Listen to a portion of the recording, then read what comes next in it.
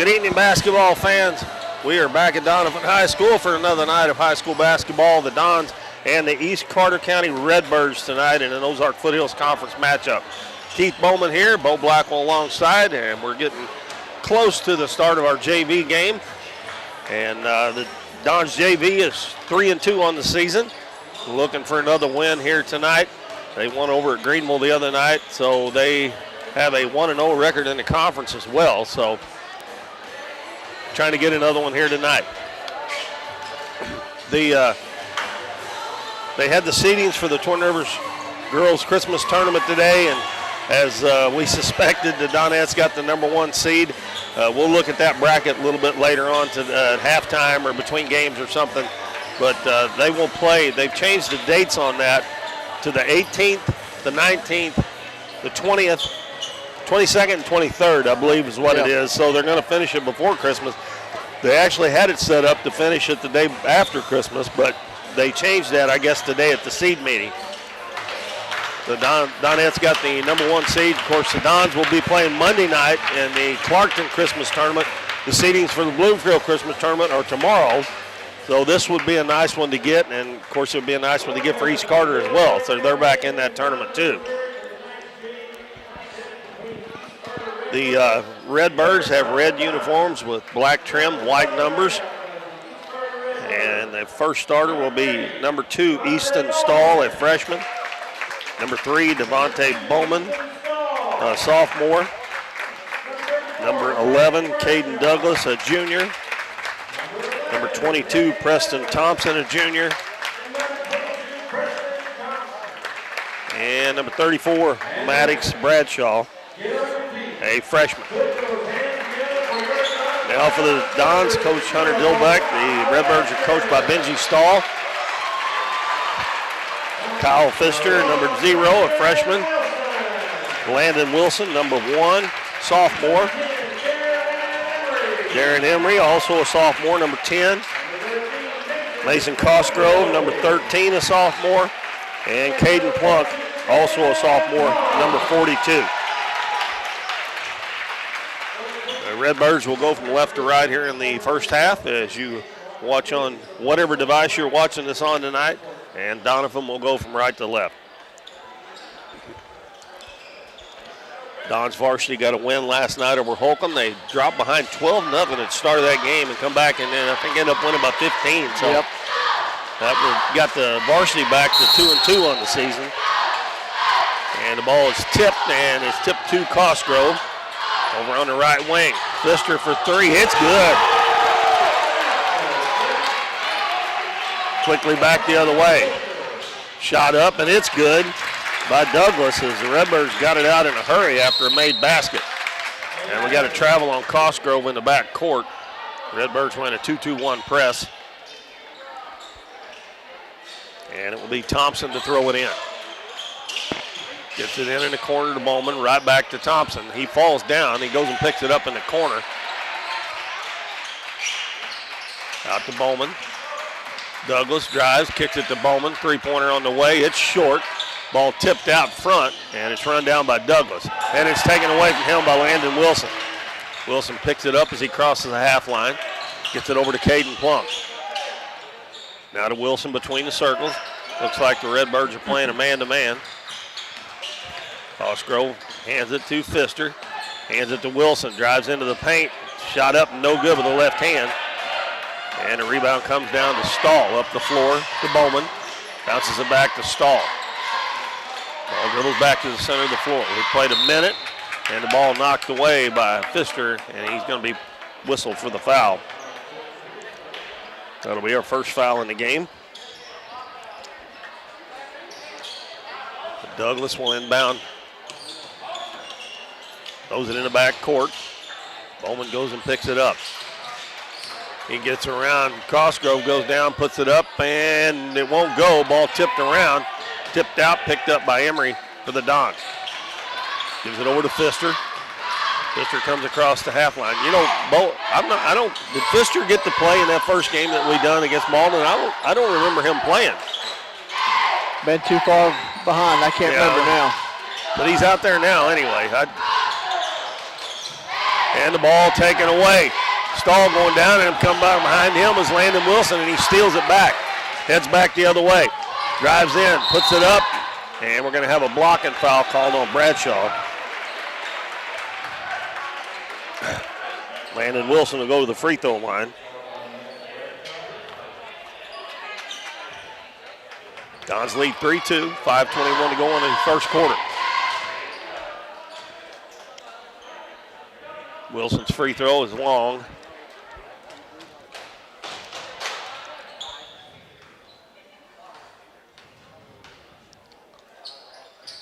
Second one is good. Dons up by 2 now, 4-2. Dons playing man-to-man as well. Douglas on the right wing. Back on the left side to Thompson. He throws it down in the corner to Stahl. Stahl drives the baseline, goes underneath the basket, kicks it over to Thompson. Douglas is going to put up a runner, no good.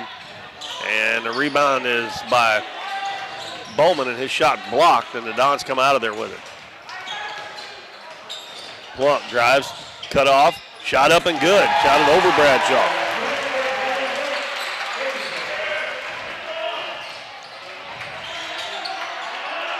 Stahl drives into the paint, kicks it off. Nice pass there to Bowman, and he lays it in. 2-2-1 press. Dons get it over the top, get it to Pfister. He's open for another three, and he buries another one. That's his second one here in the first quarter. East Carter wanting to run. Douglas takes it down, put it up, no good. And Wilson comes out with the rebound. Lobs it up too far for Cosgrove. He waited too long to pass it. Yeah. Cosgrove ended up, if he would have caught it, he'd have run out of bounds. Pfister checks out. Hunter Wilson, number 5, sophomore, checks in for the Dons.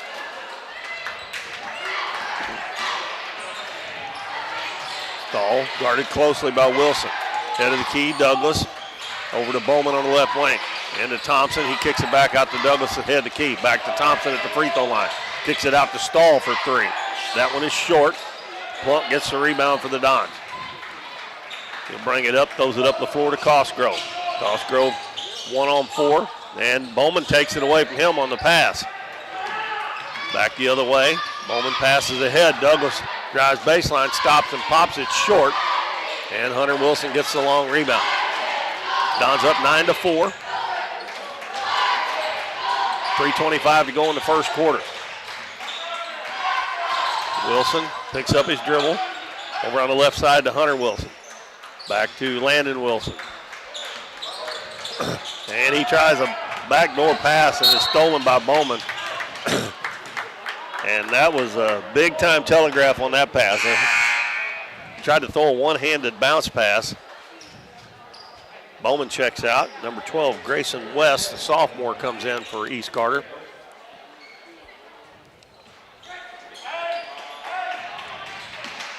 Douglas will throw it in. Gets it into Bradshaw in the corner. And he tries to throw it inside. Thompson kicked out of bounds by Emery. It'll stay with the Redbirds. Out front. Douglas gets it to Bradshaw. Kicks it out. Stahl with the runner, no good. It's going to go out of bounds off the Dons, I believe. Number 14, Noah Dixon is coming in for the Dons. He replaces Emery.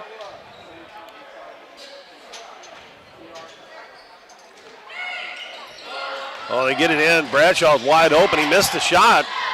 Good recovery there by Dixon. Wilson 1-on-1. Takes it in on Stahl, and that's going to be an offensive foul. There's no doubt about that.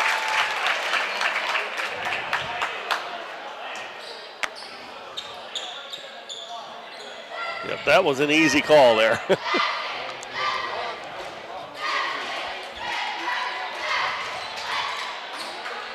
Redbirds with the basketball. Stahl, guarded by Hunter Wilson. Gives it to Douglas, way out on the right side. Head of the key to Thompson. Left side to West. Baseline to Stahl. And the ball deflected out of bounds by Hunter Wilson. And Kyle Pfister checks back in, replaces Landon Wilson. Redbirds inbound it in the corner. Thompson Throws it back out to Stahl at the volleyball line. Right side to West. Cutting through the lane, the pass is too high and it's picked off by Pfister. Pfister gives it to Cosgrove, dribbles back around out front. Hands it to Dixon. Dixon drives. He's a little jumper up and a little bit too hard. Ball tipped around and he goes right to Caden Plunk and he lays it in. He was in the right place at the right time. 11-4 Dons. And we got a timeout called by Coach Stahl with 1:59 to go first quarter. The Dons lead it 11-4 over the East Carter County Redbirds in our JV game. Be back in 30 seconds. Hometown Pharmacy is your one-stop pharmacy for all of your medical needs. Our pharmacists provide shots for flu, pneumonia, and shingles all in this pharmacy with no appointment necessary. Refills can be requested online or through our app, and delivery is available if you live within the city limits. Transferring prescriptions is easy, so come by or give us a call, and our friendly staff will take care of everything. Come experience the difference a hometown pharmacy can make on LaRue Street in Doniphan.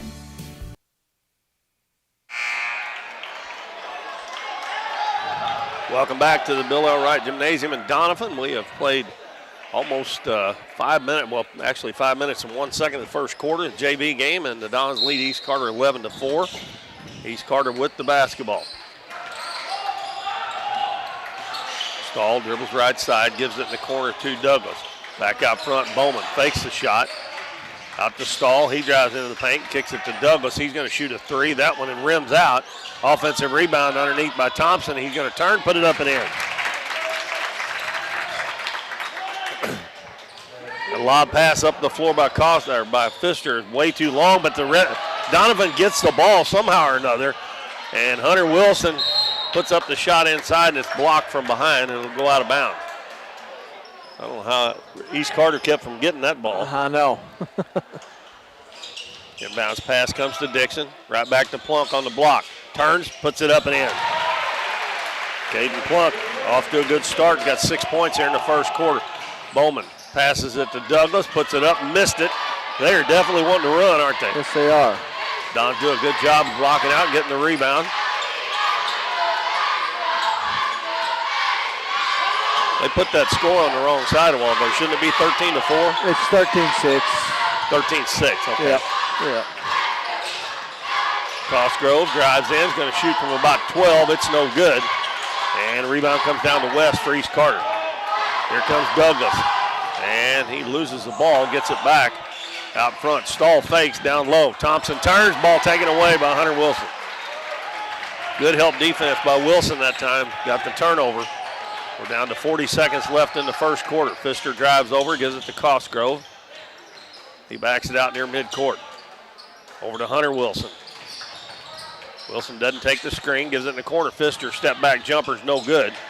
And West gets the rebound. Pass up the floor. Don's not paying attention, and Stahl gets the bucket and gets fouled. A little bit of laziness right there by the Dons.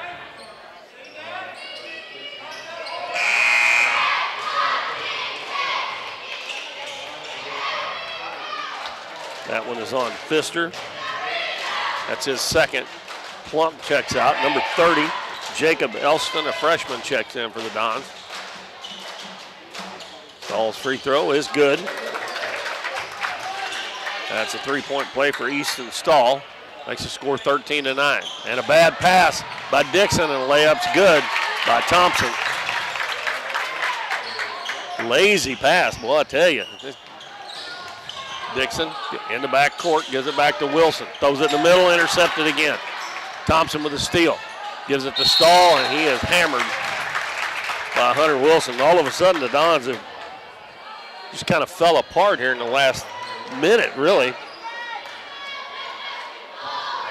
Had a 13-6 lead, and Stahl will have a chance to tie it from the free throw line with 0.9 seconds to go in the first quarter.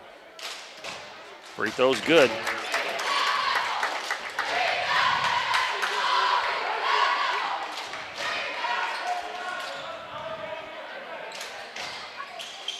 Nothing but net on those free throws, and that's going to bring us to the end of the quarter. And we are tied 13-all. Doniphan Dons and the East Carter Redbirds junior varsity.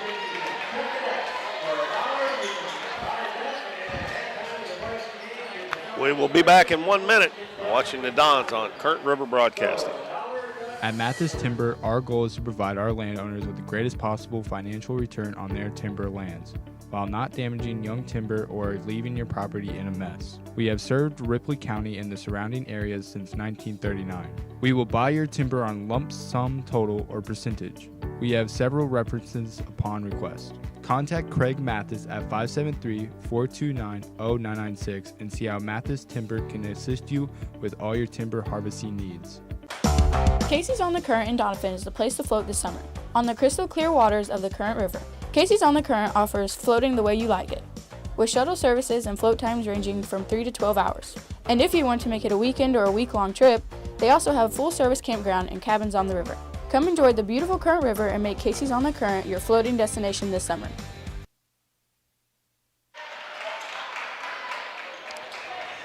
East Carter into the first quarter on a 7-0 run to tie the game at 13. And they have the first possession in the second quarter. Stahl, Bowman, Thompson makes a nice move, turns and shoots, and he short-armed it a little bit. The ball's going to go out of bounds off of Caden Plunk. They've also got West and Douglas out there. Douglas will throw it in. Gets it into West. West brings it back out to Bowman. In the corner, Douglas. Douglas drives out front, gives it to Stahl. Stahl drives down, his runner off the glass too hard. Emery with the rebound, and he's going to be fouled from behind. That one will be on Thompson, his first. Dons have Elston, Landon Wilson, Cosgrove, Emery, and Plunk on the floor. Still a 2-2-1 press for East Carter. Cosgrove gives it to Wilson. Over to Elston. Lobs it up the floor to Emery. Down low, and again, lazy pass. If he'd had some zip on that, Plunk would have had a wide open layup, and the Dons end up turning it over. Got to get some zip on those passes. That would have been an easy two.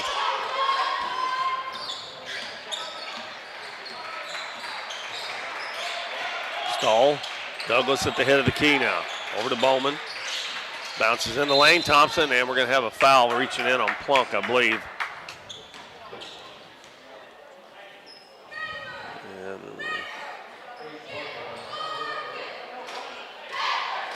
first foul on Plunk.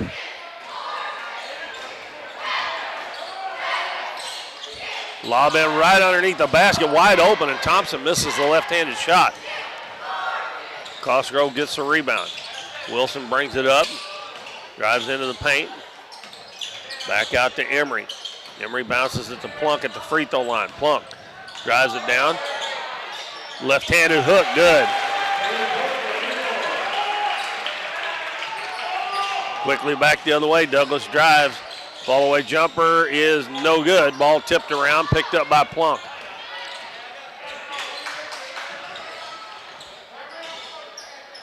Dons leading 15-13. Down low, Plunk catches, and we got a foul on West. And Bradshaw is going to come back in. First foul on Grayson West, second team foul. And Douglas is going to check out. Inbounds to Plunk, out to Emery, back in the corner, Cosgrove. Cosgrove, he'll bring it back out front. Down low to Plunk again. Plunk turns to the baseline. That shot blocked. They're going to call a foul on Thompson. Looked like a good block, but he probably got him with the body down low. And Plunk, with 8 points already, going to be shooting 2 free throws.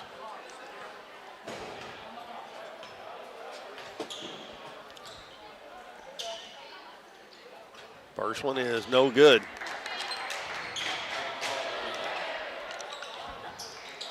Five minutes, 18 seconds left in the first half.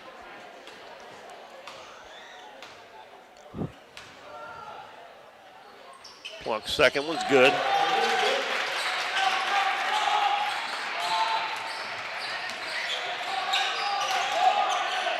Right wing, Thompson with it. Head of the key to Bowman, swings it left side to West. West back out front to Bowman, now right side to Thompson. Thompson on the right wing. Guarded closely there by Elston. And we got a 5-second call. Good defense by Elston for the Don. Well, it's a call you don't see very often anymore, isn't it? Yeah, absolutely. I thought it was getting pretty close to it. Thompson checks out, and Douglas comes back in for East Carter. 3-point lead for the Dons. Cosgrove out to Wilson. Wilson drives in, jump stop, lays it in.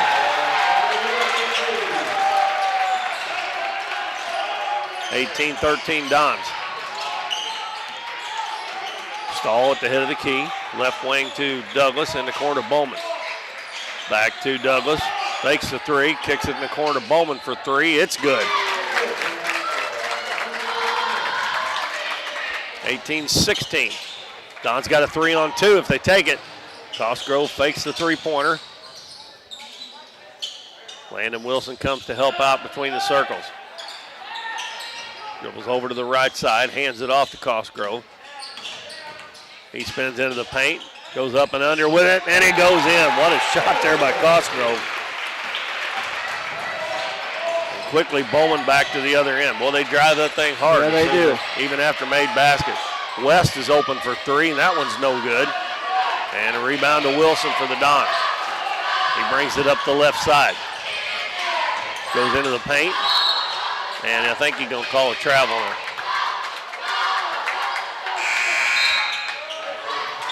Preston Thompson back in the game for West.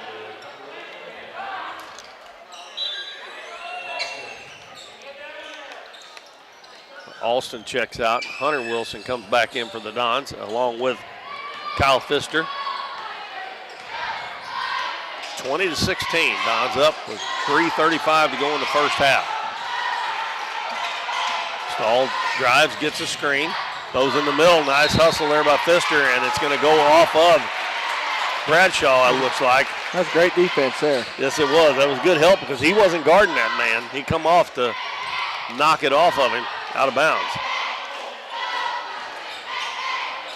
Dons have faced that 2-2-1 press. Cross-court pass, Pfister, and oh man, he had Wilson wide open. They would end up having a 2-on-2, and he overshot him by about 2 feet.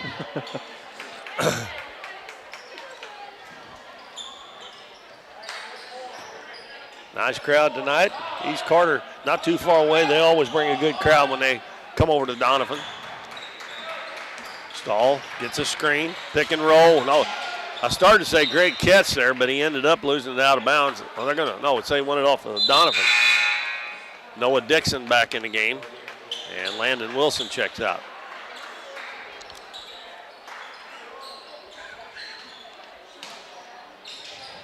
Douglas inbounds underneath the basketball, kicked away. Hunter Wilson out ahead of the pack, goes in on the left side and lays the reverse layup in. And East Carter turns it over on the inbounds pass. And the Dons will have it underneath their own basket to lead back up to 6 points with 2:59 to go in the first half, 22-16.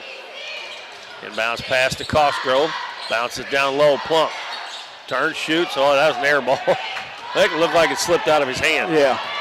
Douglas quickly goes to the other end, sidesteps the defender, and he's going to be fouled by Hunter Wilson. Dons need to figure out a way to stop that. He's just taking it and putting his head down and going to the basket. And bailing him out with a foul there. Sometimes I think you might be better off just let him shoot it. Free throw no good. That's the first miss for East Carter from the free throw stripe.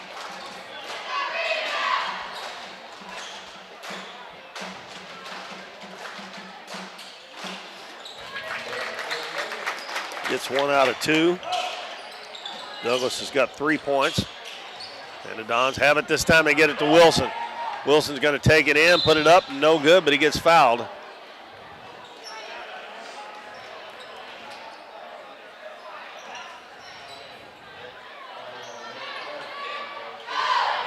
You call that on Bradshaw, right? Yep, that's his second. Second one on Maddox Bradshaw.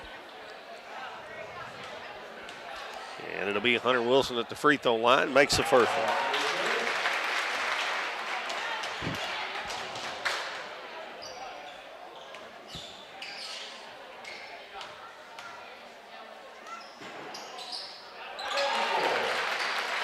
That is 4 points for Wilson with those 2 free throws. And back at the other end, Bowman throws it in the middle. Thompson almost lost it. He gets it out to Douglas. Douglas drives baseline, kicks it back out to Stahl. Stahl takes it in. The little runner's good. Stahl's got 7 points. And the Dons got a 2-on-1. Pass over, Plunk, lays it in. Nice job by Cosgrove. Drew the defense and passed it at the perfect time. Bowman drives into the paint, kicks it out. And about a 15-footer, no good. Douglas had the tip miss there. That kid can get off the floor, can't he? Yes, he can. Wilson had inside position. Nice pass down low. Plunk turns and scores again. Good pass from Hunter Wilson. 28-19, and Coach Stahl calls the timeout. Dons have upped that lead to 9, 28-19 with 1:48 to go in the first half. It's a short one, and we're going to keep it here. And I'm going to go through our sponsor list real quick. They are Bank of Grandin, Michael Pig with Shelter Insurance, Here's Your Sign, Farm Bureau Insurance, 1808 Public House, Smothers Chiropractic, Nick's Lawn Maintenance, Southern Bank, Mathis Timber, Casey's on the Current, Hometown Pharmacy, Davis True Value, Countryside Chevrolet, and Cosmo Pest Solution. And I also just found out Cosmo Pest Solutions is Mason Cosgrove's dad. Yep, yep.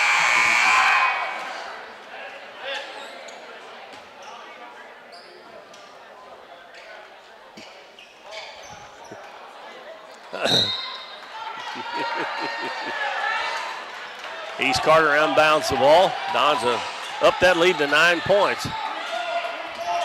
Nearing the minute and a half mark. Stahl gives it in the corner to Douglas. Back out front to West. He swings it left side to Bowman. Back to Douglas out of the key. And Thompson with a turnaround jumper. No good. Good defense by Plunk. And he got the rebound. Outlets to Cosgrove. And he is going to drive into the paint. 2-on-4, and he got it taken away from him. Stahl lobs it down low to Thompson. He's going to put it up, and he scores. Never fails when you do something silly on the other end. The other team's come back and scores. He had a 2-on-4 there and tried to drive into all that traffic. Elston and Emery check back in for the Dons. 1:09 to go in the first half. Elston walked. You get a 9-point lead, and then you start turning the ball over. That happened in the first quarter, too, the end of the first quarter. Dons let them get right back in it. Well, like I said last night, a game of runs. Yeah. Stahl in the corner, Douglas. Back out front to Bowman. Bowman's going to drive into the paint. Kicks it back out to West. Over to Douglas. Back to West, head of the key. Now to Stahl. Stahl drives into the paint. His little floater blocked. Oh, they're going to call a foul on Elston. That good block there by Emery, but I think they got it on Elston. And that will be Jacob Elston's first foul. And Stahl will go to the free throw line. He has 7 points in the first half. And he is 3 of 4 from the free throw line. Excuse me, 3 of 3, not 4 of 4.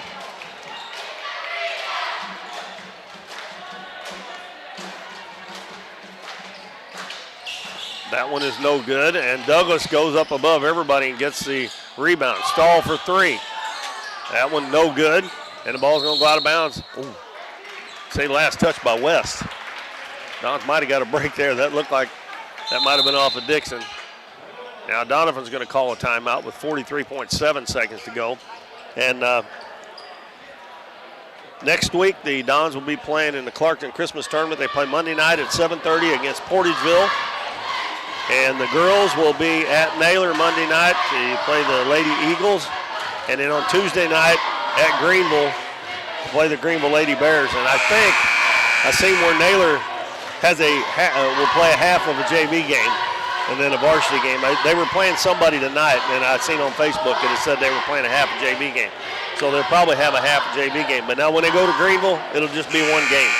Because Coach Nathan Walk, that used to coach the boys, they go to church with us, and their girls told me, he's got 2 girls that plays on the team, and they said they only had 7 or 8 players. So, and they haven't had a junior varsity in quite some time. And then the Donettes will play I think Friday. They open up on Friday. I don't think they play till the 19th in the Christmas tournament. Pass up to Plunk, down low to Dixon, knocked away, but Cosgrove's there to get it. He's going to bring it back out front. Back door, not open. Over to Emery. Looks like the Dons may try to run the clock here, get one shot, unless they can get an easy one. Over to Plunk. Plunk to Emery. Now right side, they hit Plunk wide open, and he lays in. That's what they were waiting for the whole time. That's good patience there, waiting for that. 8 seconds to go in the first half. 30-22. Pass down low, stolen by Plunk. Gets it to Elston, and he's going to throw it the length of the floor, but the buzzer's going to sound. And the Dons have a 30-22 lead at halftime of our junior varsity game over the East Carter Redbirds. The Dons had 13 points in the first quarter, scored 17 in the second. East Carter had 13 in the first, only got 9 in that second quarter. And we have a 30-22 score at halftime. All right, halftime scoring for the Redbirds. I've got Bowman with 5, Thompson with 6, Stahl with 8, and Douglas with 5. Over to the Don side, I've got Pfister with 6, Wilson with 3, Hunter Wilson with 4, Cosgrove with 2, Plunk with 11. Pretty good even scoring there for the Dons in the first half. How many did you have for Plunk? 11. Well, man, I messed up somewhere big time. I've got 15. Well, 15, that 17. It must not be you, because that's what they got on the board, too. 3 is 27. 6, 9, 4 is 13, and 2 is 15, and 15. Oh, mine no, well, I didn't see my marks. He does have 15, because they got it on the board, too. Well, he had a really good first half. Good first half. Leading the Dons here in scoring, and they have an 8-point lead at 30-22. Free throws, East Carter was 5 out of 7. The Dons were 4 out of 6. We're going to take a break, and we'll be back before the second half starts to get ready for that. So we got the varsity game to go next, and that ought to be a good one as well. So we'll be back shortly here on Current River Broadcasting. We see the potential of her and him and you, of where you're from and what you can accomplish. Because when you set your mind to it, there's nothing you can't do. But reaching your potential isn't just about achieving your goals. It's about helping others, supporting your neighbors, building your community, and investing in people that make a difference. Like her, and him, and you. Because when you're from here, that's just what you do. And from here, we can do anything. Nick's Lawn Maintenance and Power Washing is locally owned and operated and a proud supporter of the Dons and Donettes this season. Nick serves Ripley County, the surrounding area, with lawn services from mowing, weed eating, and trimming, and they can trim and maintain your shrubs, bushes, flower beds, mulch, and more. They also clean roofs, gutters, downspouts, and can install gutter screens as well. Quality power washing services to buildings, driveways, sidewalks, fencing, and vehicles is no problem at all. No matter how big or small the job is, give Nick's Lawn Maintenance and Power Washing a call at 208-8659. For more than 35 years, Smothers Chiropractic Center has been helping patients improve the function of their nervous system and create better health by finding disturbances in the nervous system that can lead to neck pain, back pain, sciatica, and migraines. Dr. Smothers provides care for newborns to the young at heart, offering traditional chiropractic adjustments along with low-impact adjustments. They also offer a variety of supplements to help promote overall wellness. Contact the friendly staff at Smothers Chiropractic Center so you can be your best. Oh, did you get us switched over to shelter insurance? Actually, I found a deal online. You did? Does your deal come with award-winning customer service? Oh, I'm not sure. Does the deal include a local agent? Doesn't actually say. Can we create a customized plan that fits our needs? Let's just call the local shelter agent. For insurance that fits just right, find a shelter agent near you. We're your shield. We're your shelter. Cosmo Pest Solutions is your hometown pest and termite control provider. With 20 years experience in Southeast Missouri, Cosmo Pest Solutions is here to help your home or business with all pest, termite, and bedbug control needs. For fast, friendly, dependable service, give Cosmo Pest Solutions a call at 573-996-ANTS. Countryside Chevrolet's roots run deep in our community, just like the generations of local families that have stood the test of time and made Ripley County a great place to live. At Countryside Chevy, we prepare for the future by honoring the traditions of the past, like no-nonsense pricing, great service before, during, and after the sale, and honest deals that are sealed with a handshake and our word that we'll be here for you. Davis True Value is proud to sponsor the Dons and Donettes for another exciting ball season. Just like the Dons and Donettes, Davis True Value knows hard work wins the game. They are your selection, service, and savings destination hardware store, serving the area with paint, plumbing, electrical, lawn and garden, and housewares. Your local True Value hardware with so much more. From window repair to chainsaw sharpening, we are the store of first choice. Behind every project is a True Value. True Value.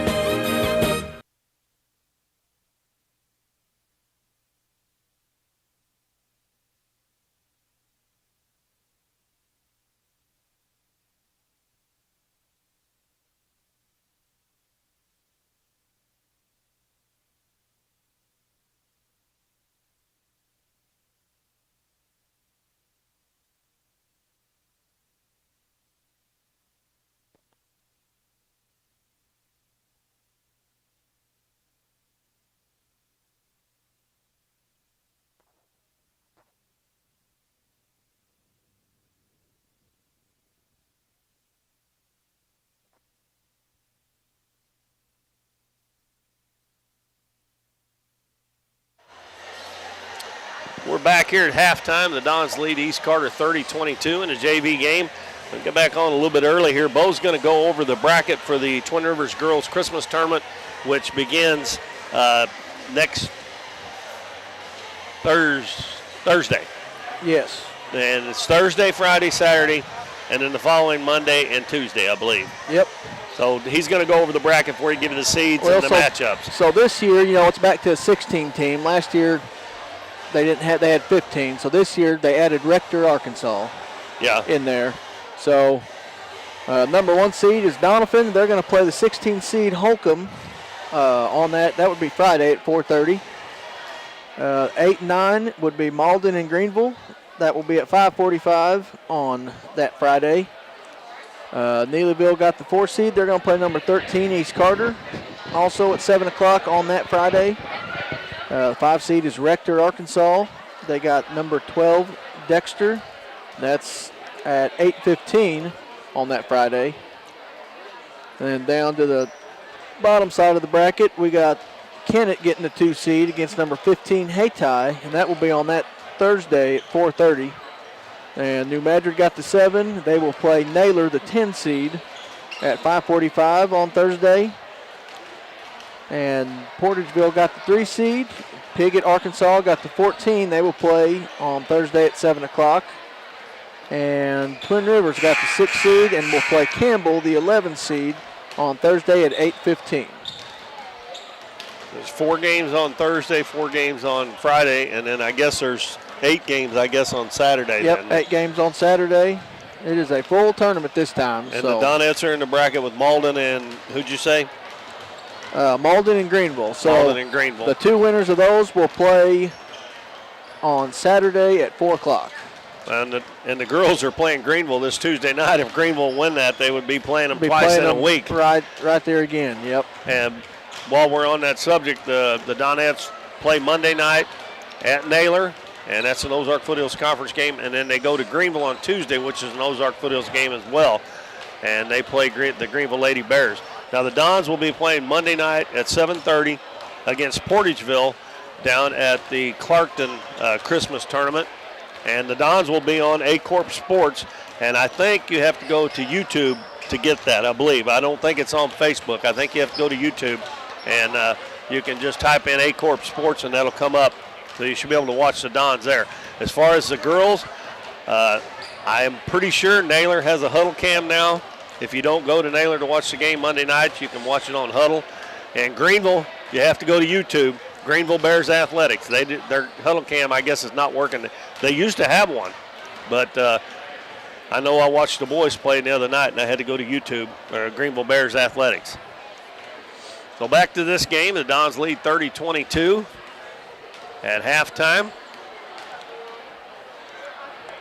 A good first half, especially for Caden Plunk, but most of the boys played pretty well in that first half. East Carter has a good JV team. Yes, they do. This is already a great Friday evening crowd that come out to watch some OFC basketball. Well, I said this earlier. East Carter always brings a good crowd. Yep. Especially as close as Doniphan and East Carter are.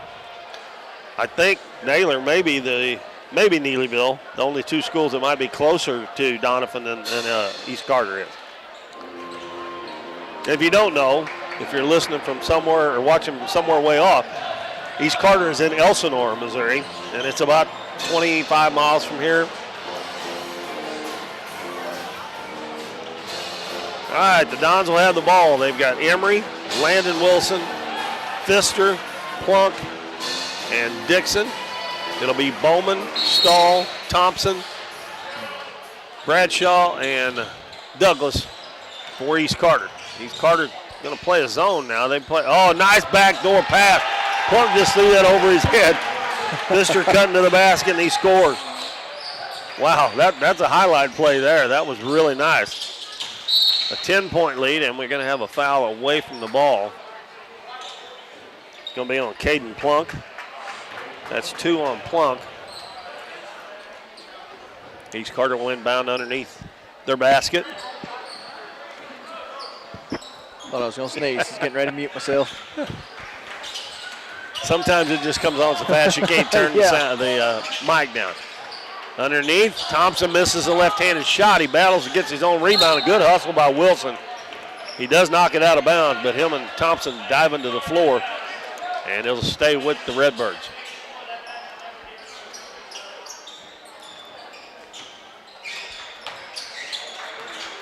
Bowman gets the inbounds pass. Cut off there. Good defense by Landon Wilson. Ball down low to Bradshaw, and the ball knocked away from him out of bounds. Thompson will step out to throw it in for the Redbirds. 32-22. Don's up by 10.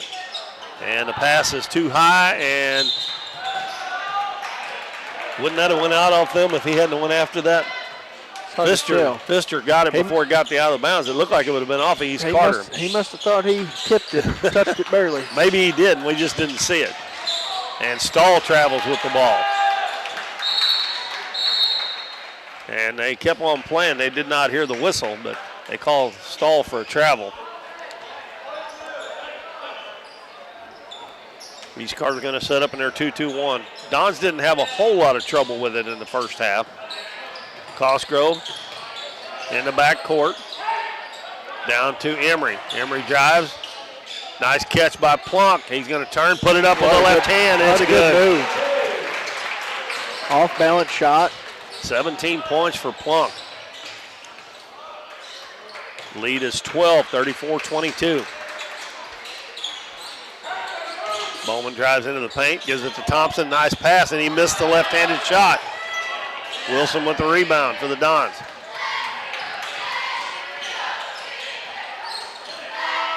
You know, I'm surprised they don't start carrying the ball more. Wilson was dribbling that ball all the way under. His hand was underneath the ball every time he dribbled it all the way down the floor. But they just hardly ever call it. If they ever send an email out, they need to start nitpicking that. There'd be way more calls in every game. Yeah. About every one of them it'd take a while for him to get used to not being able to get away with that, too. Yeah. Pfister has the basketball, bounces back out front to Emery. Down low, Dixon catches underneath the basket, lost to Hanley, shots blocked. And the ball comes down to Bowman, and he gets fouled. That's going to be on Dixon. And coming in for the Redbirds, Bradshaw checks out, West comes in, and also number 32, Bentley Newton, a freshman, checks in. I'm sorry, Bradshaw stayed in. It was Thompson and Douglas check out. Bowman bounces it down low to Bradshaw, pulls his way in there, and the ball knocked away, and he gets fouled. That's going to be 3 team fouls on the Dons already, and it's on Dixon again.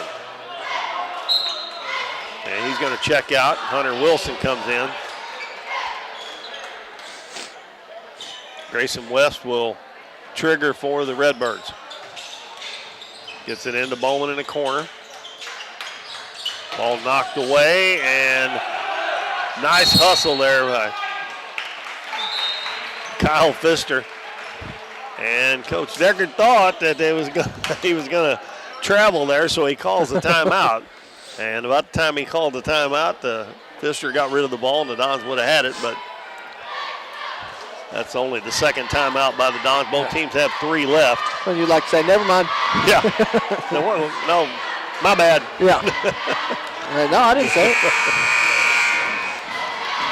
That's something that I don't think I've ever said in my life is my bad. I know a lot of people do. There for a while, everybody was saying it. But yeah. It's kind of, I guess, one of those fads that people just go through. I don't hear it too much anymore, but I guess that's just an easier way, softer way to say, I'm sorry. I apologize. Yeah.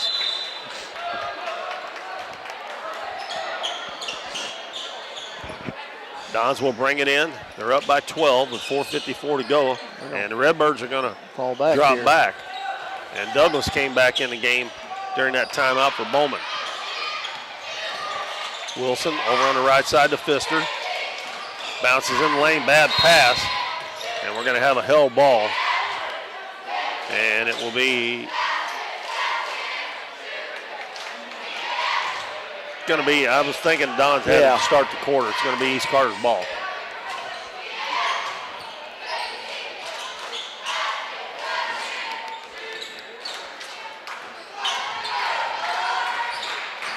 Stahl will bring it up. Passes right side, Douglas.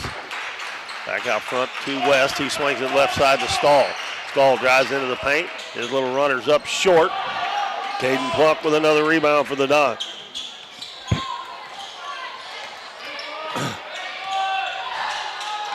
Wilson gives it to Emery.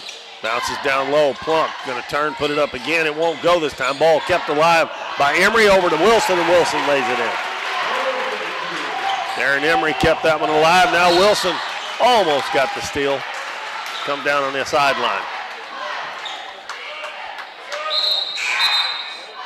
Jacob Elston coming in for the Dons. He replaces Darren Emery.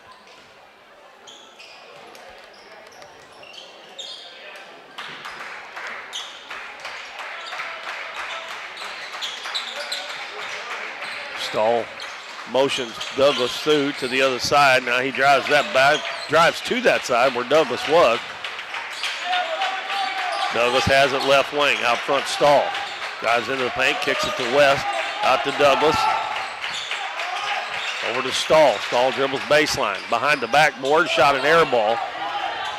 And Plump gets the rebound. He's going to bring it up the floor himself. Gets it to Wilson. Wilson has his pass stolen away. Douglas up ahead to Stahl. Got a run out, and he missed it.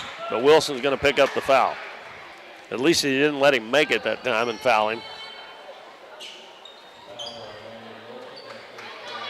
Third foul on Landon Wilson.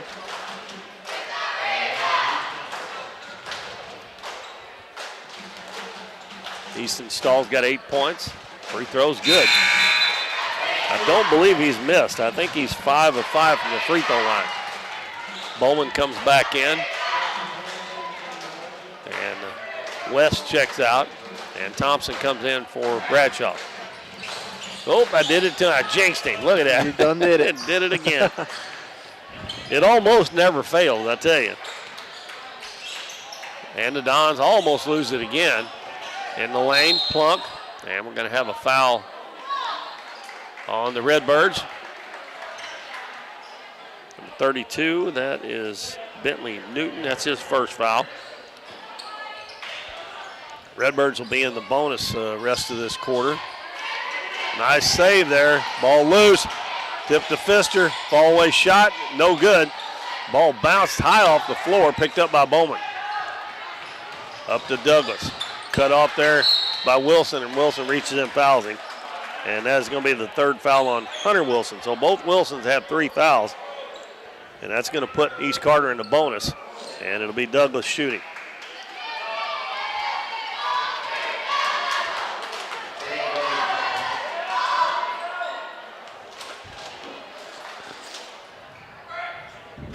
Free throw short.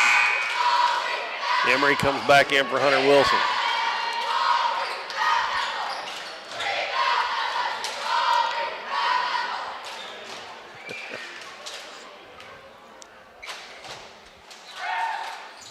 Second one's good.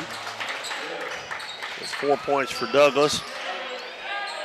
They set up in the press. Dixon almost throws it away. Dons have Dixon, Elston, Pfister, Emery, and Plunk on the floor. Ball comes inbounds to Plunk. Over to Elston. Elston lobs it back over to Dixon. Up the floor. Plunk hits Pfister. Gets a screen. Lays it in. Another assist for Caden Plunk. That's 2 times this quarter that he's hit Pfister for a layup. 38-24. Dons up by 14. Stahl drives to the baseline. He's double teamed. Gets it back to Douglas. Out front, Bowman. Bowman drives into the paint, puts it up, and he's going to be fouled.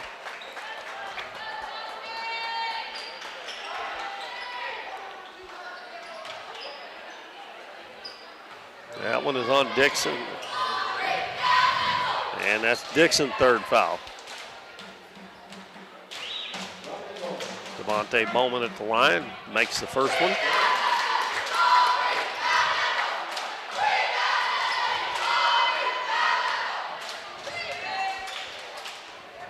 .225 to go in the third quarter. And with those 2 free throws by Bowman, the score 38-26 Dons. Plunk bounces it to Dixon. Lobs it up over the head of Pfister, and the ball is going to be stolen by Newton, but he is on the sideline.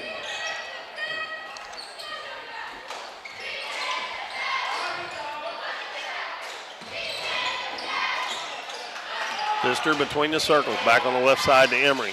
Emery looking inside, nobody open to Elston, head the key. Lobs it, free throw line to, and we're going to have a foul. And Plunk turned around, he had a wide open lane to the basket, and it kind of took him a second to get going. That is the first foul, I think, on Bowman. Team foul number 2. And the inbounds pass is deflected out by Thompson.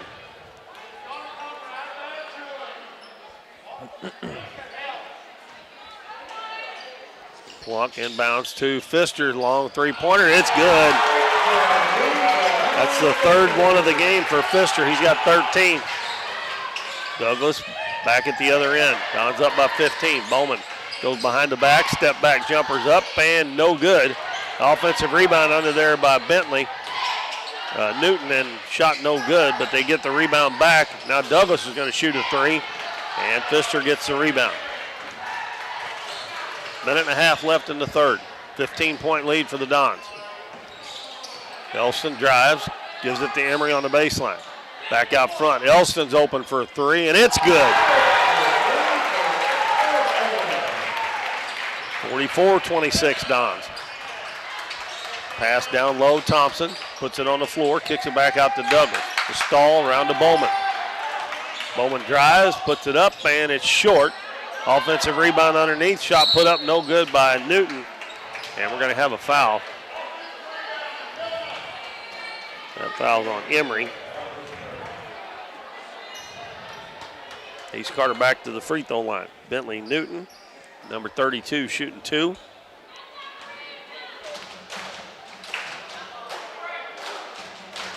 He misses that one. You know, there's Dons need to get somebody in there to block the shooter. Well, now they're sending a couple guys down there. I thought that ball bounced back to him real easy there.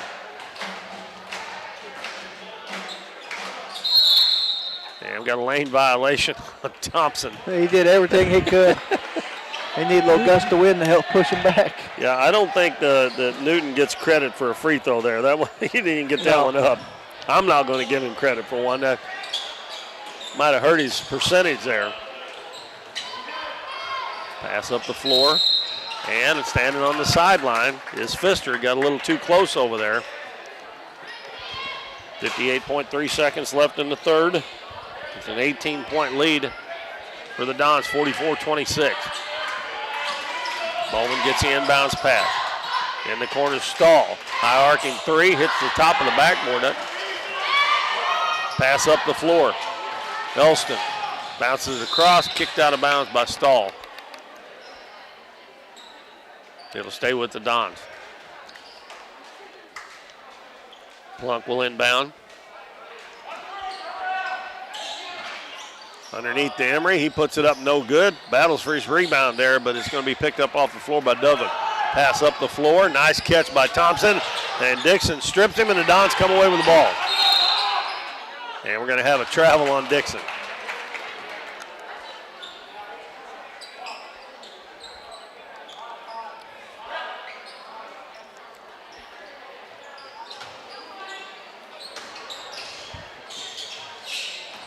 And the ball thrown away. Dons pick it up again. Trying to hit that ball down on the low post. And Coach Deckard tells Pfister to hold up here. We'll go for one shot if they can hang on to it. Down to 15 seconds to go in the third. And Doniphan's going to call a timeout with 13.7 seconds. This would be a good time here to draw up a play and practice something real one. pretty here, yep. Got a full timeout. We'll be back in 60 seconds with more Dons basketball on Current River Broadcasting. Need something printed and need it fast? Bring it to Here's Your Sign in downtown Doniphan. Plastic, metal, and magnetic signs are available, along with banners that can be printed in the size you need. Here's Your Sign can also do vinyl, silkscreen, and embroidery prints for hats, t-shirts, bags, cups, and many other accessories. They have a variety of clothing brands to choose from and specialize in your custom shirts and business advertising needs. No job is too big or small. Give them a call or stop by Here's Your Sign on State Street in downtown Doniphan. At Missouri Farm Bureau Insurance, we are proud to be chosen by our neighbors and recognized by Forbes as one of America's best insurance companies. With 75 years of dependable life insurance protection, Missouri Farm Bureau Insurance, we've got Missouri covered. 13.7 seconds left in the third. The Dons call a timeout, set up a play here for the last shot. 44-26, the Dons on top of East Carter in our junior varsity game.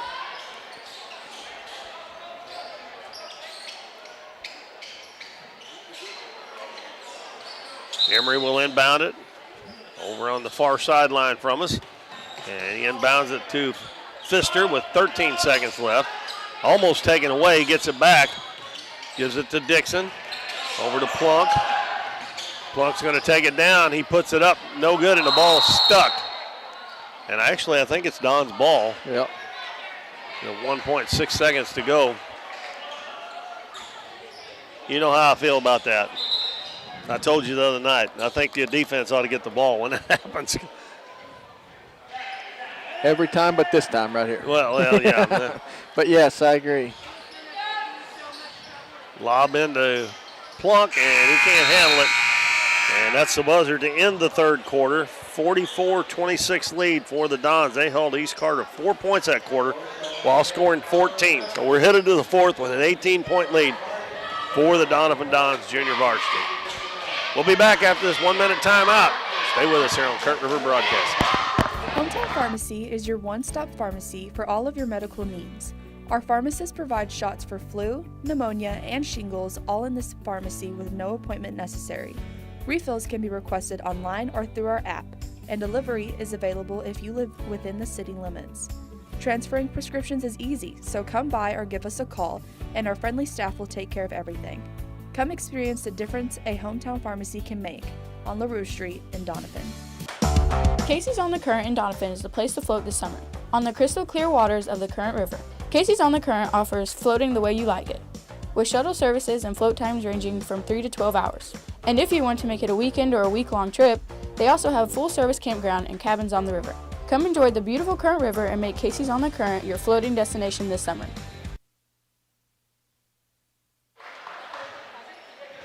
It'll be Redbirds ball to start the fourth quarter. They got Bowman, Douglas, Stahl,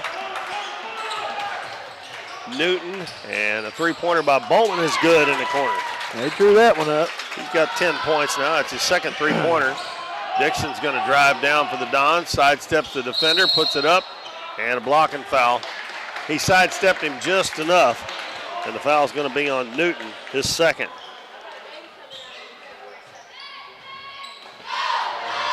And they're going to give Dixon 2 free throws. And he hits the first one. First point for Noah Dixon. Second one on the way, and it's good.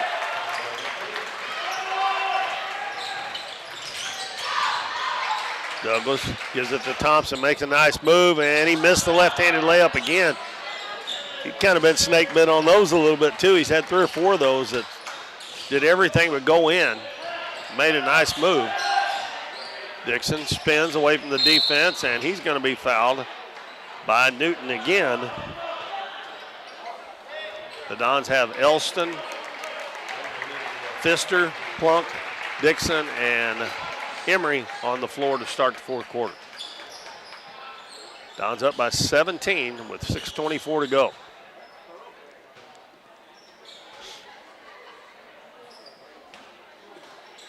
Pfister inbounds in the corner. Emery in the corner. Wide open three up, and that one's out, in and out. And a foul going to be on the Dons. 84 feet away from the other team's basket. Coach Decker did not like that at all. You don't need that foul, that's for sure. That's going to third one on Plunk. Plunk, Dixon, Hunter, and Landon Wilson all have 3 fouls apiece. Stahl out front. Bowman wide open three again. That one's no good. Dixon with a nice rebound for the Dons, and he gives it to Emery. Emery going to have to take it on up. Gets it across the half line, and an illegal screen on Dixon. Oh, my goodness. He's got 4. Hunter Wilson's going to come back in.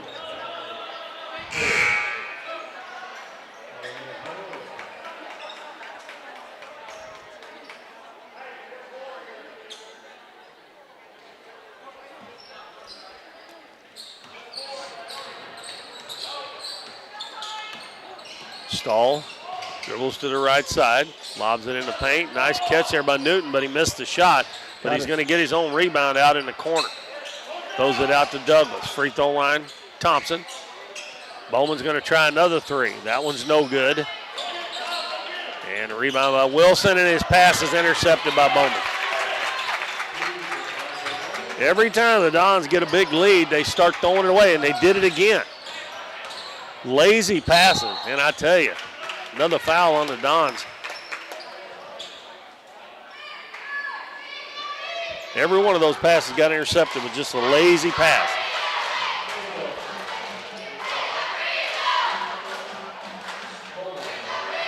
That foul was on Elston, his second. Devontae Bowman with 12 points. I think that's the leading scorer for East Carter.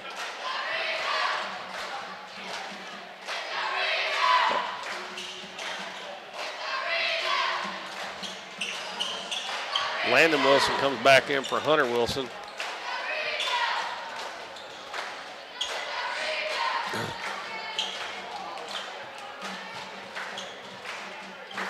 Bowman misses the first one short.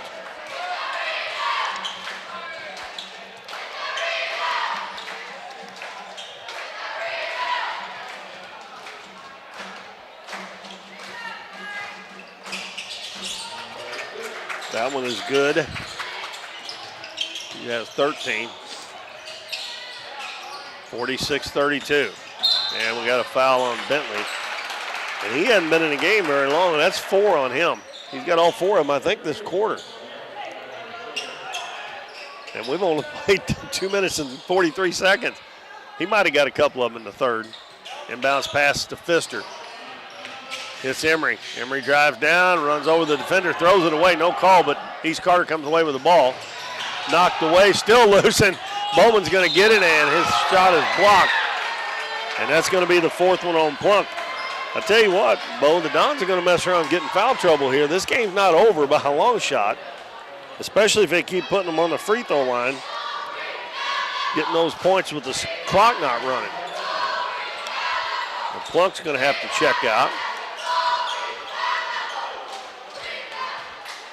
And Hunter Wilson will come back for him after this first free throw, which is good.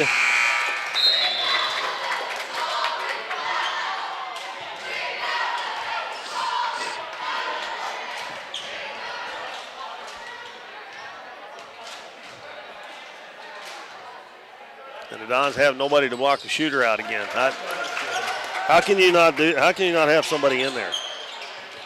If I was him, I'd have missed that and tried to bounce it right back to me and got 2 points instead of 1. East Carter trying to get the ball on the turnover of the press. Wilson will get it into the front court. Hands it to Elston. Elston drives, gives it right side to Hunter Wilson.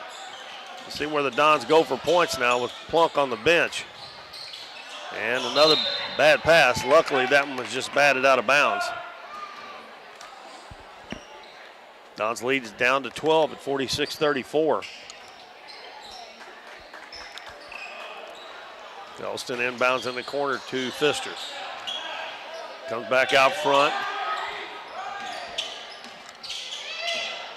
Gets the ball back, hands it to Emery. Emery drives, nice pass, but I guess it wasn't tipped. Maybe it wasn't a nice pass. They had the right idea, but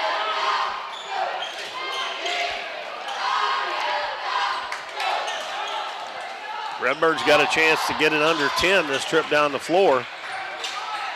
Bowman fakes the shot.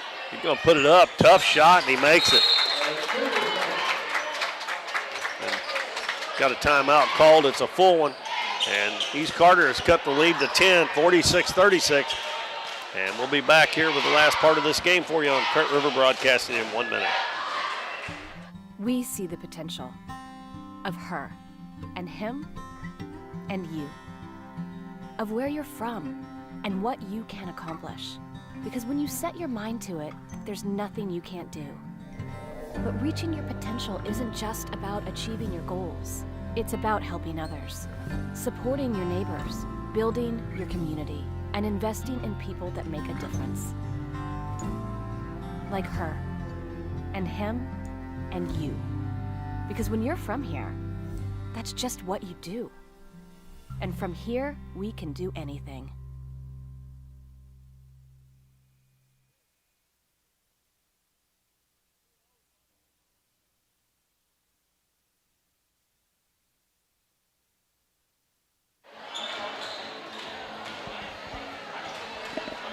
So far this quarter, the Redbirds have outscored the Dons 10-2, and that 18-point lead has shrunk to 10. And it's going to be Don's ball. And, you know, East Carter's going to be pressing here. They've got a couple of turnovers. Just lackadaisical passing by the Dons. No zip on them. Pass comes into Wilson. Guarded closely by Stahl. He's way back there. Now he gets around him and gets it across the half line.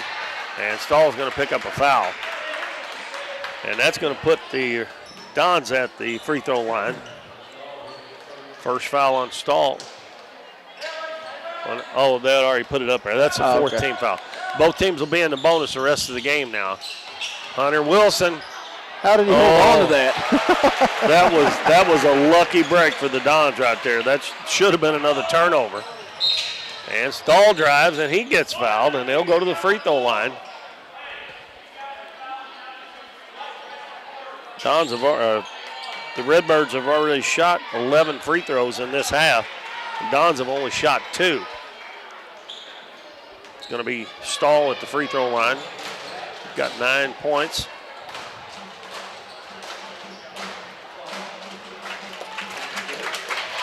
Well, he's the second player in double figures. He's got 10 now. Bowman's got 17.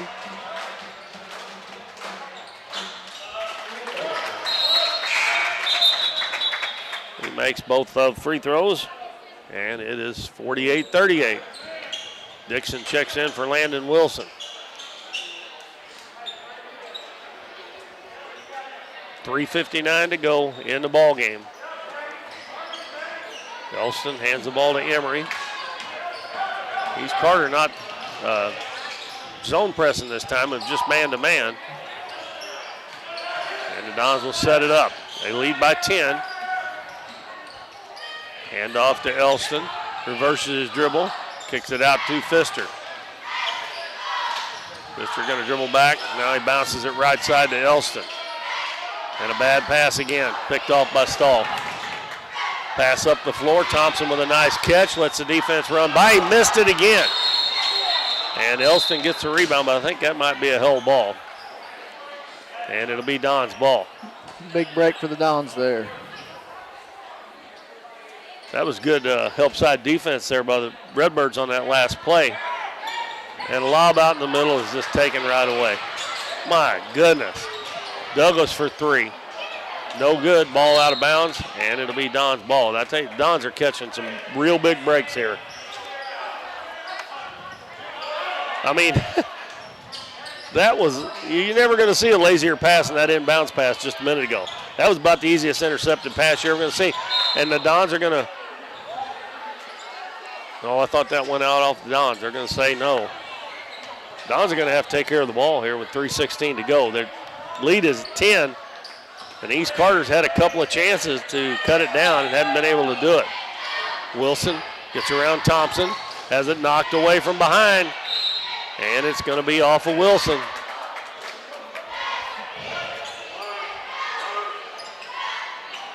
Coach Deckard down there pacing the sideline. I don't blame him.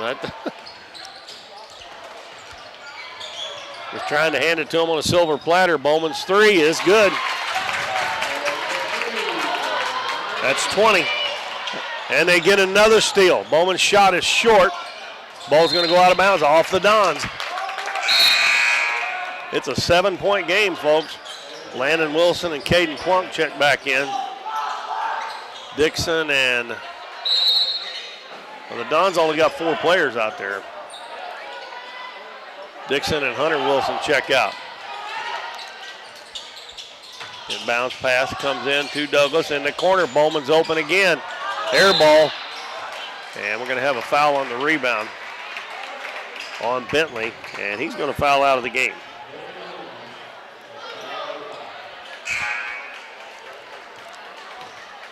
And we'll walk to the other end and shoot free throws.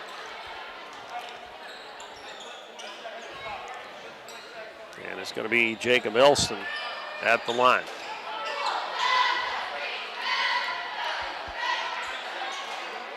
And I have no idea what's the clock running.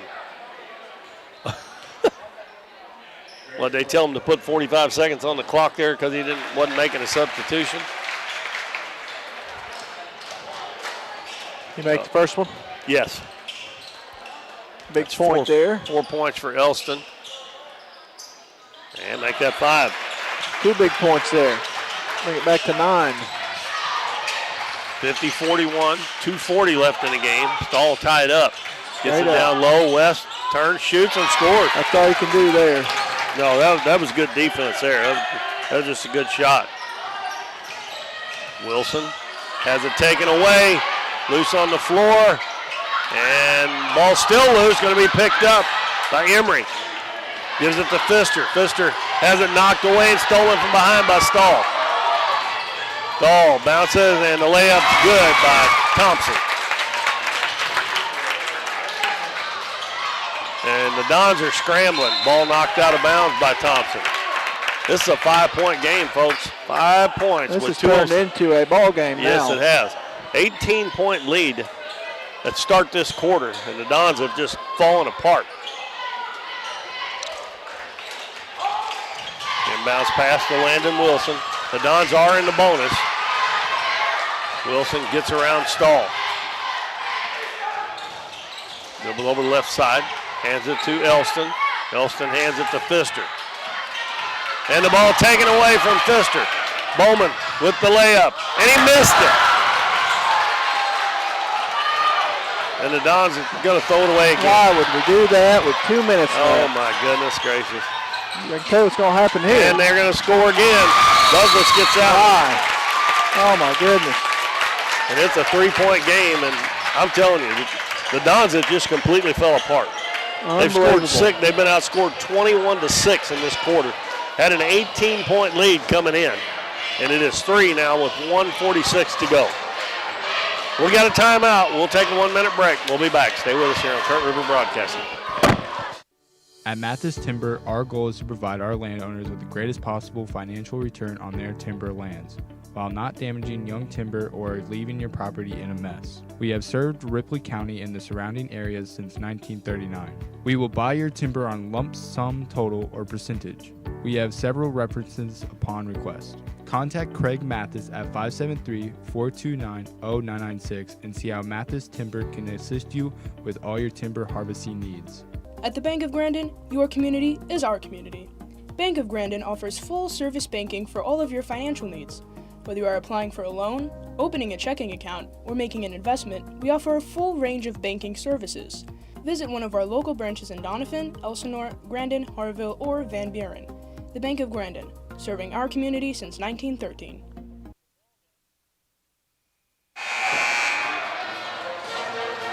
Well, folks, we have got us a game here now with 1:46 to go. The Redbirds have come storming back here in the fourth quarter, and the Dons have kind of fallen apart. They've still got a 3-point lead, but they're going to have to take care of the basketball because they have not been doing that. They've been outscored 21-6 this quarter. Wilson guarded closely by Bowman. Bowman's taken it away from him a couple times. Gets it across the half line, and Wilson could have got an illegal screen right there. Elston hands it to Wilson. Wilson gets a screen, and we're going to have a foul on Stahl. Now what they got to do, if they do take care of the ball, is make some free throws. Make some free throws here. Landon Wilson's got 3 points in the game.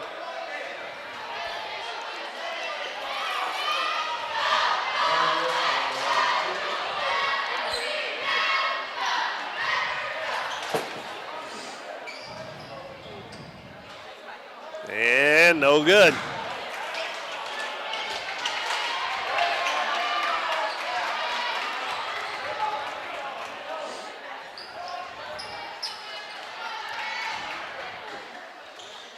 That one is no good. Thompson with it. East Carter can tie it with a 3. And Douglas shoots a 3. It's short. Bowman with the rebound, puts it up, no good. Ball tipped back out. Stahl picks it up out at the volleyball line. Over to Douglas, going to shoot another 3. That one's short. And the ball is going to go out of bounds. Nope, it's not out of bounds. And East Carter gets it again. And Coach Stahl calls a timeout. What was that, 4 offensive rebounds. Clock winds down to 1:04. Wow.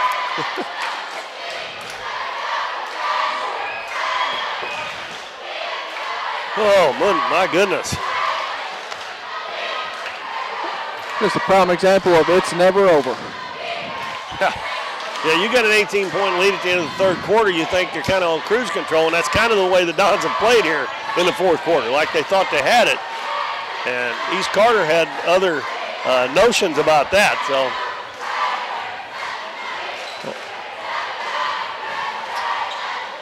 Devontae Bowman's got 20, and Easton Stahl has 11. Yeah, they're only 2 in double figures. Thompson has 8. For the Dons, 13 points for Kyle Pfister, 17 for Caden Plunk, but I think he's only got 2 of those in the second half. And he has got 4 fouls. He's back out on the floor. And East Carter has another crack at it here. This will be the 4th or 5th shot if they get a shot off here that they've had in this possession. Ball comes into Stahl. Trying to get Bowman for three. They do, and he missed it, and the ball's going to go out of bounds. It'll be off of Thompson. Take care of the ball here. Get it in and clear it. Well, the Dons are just freelancing it. They're not setting any screens. They did get it in to Jacob Elston. Almost like they're doing a 4 across wild man. Just everybody goes somewhere different, get open. Well, they did get it in, but I tell you what, to me, if you don't screen, it makes it that much harder to get the ball inbound. And somebody's playing aggressively as East Carter is right now. And Elston free throw. Make the free throw. He has 6 points. He's made 3 in a row now, and the lead is back to 4. So it's a 2-possession game now. And big free throw. Big time there. And Elston will check out.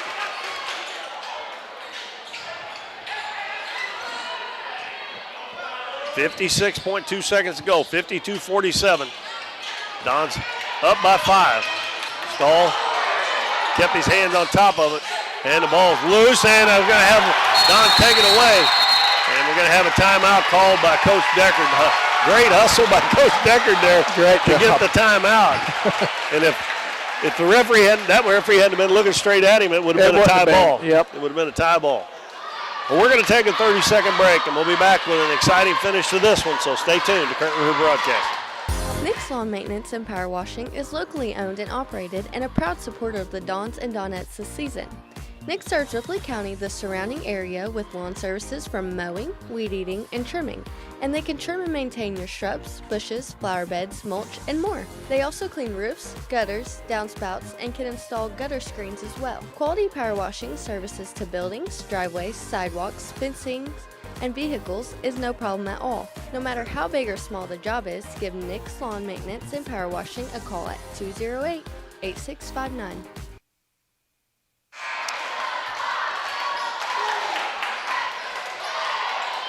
Dons have the ball after the turnover and by East Carter and the steal by the Dons. 47.5 seconds to go. Both teams in the bonus. 5-point lead for the Dons.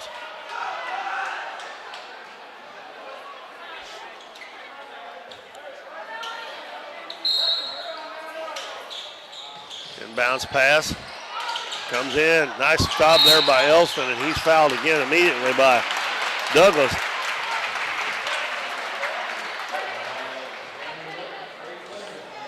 Don's 6 out of 8 this half, and they're 10 of 14 for the game from the free throw line. Elston with 7 points in the game. They didn't let much time run off the clock.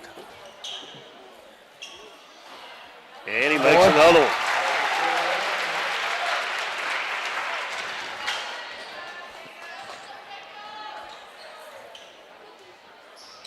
They might ought to think about fouling somebody else. Yep. He is 6 of 6 from the free throw line. Also had a 3-point basket. Hunter Wilson comes back in for defensive purposes here for the Dons. And almost a steal by Pfister. Shot in the corner is no good. Offensive rebound and foul going to be on Landon Wilson. Last thing in the world you want to do is foul. Stop the clock. This is going to be the 14th and 15th free throw for East Carter in the second half. And Wilson I only had him for 4, but they've got 5 on the board, so he's going to foul out with 3 points in the game.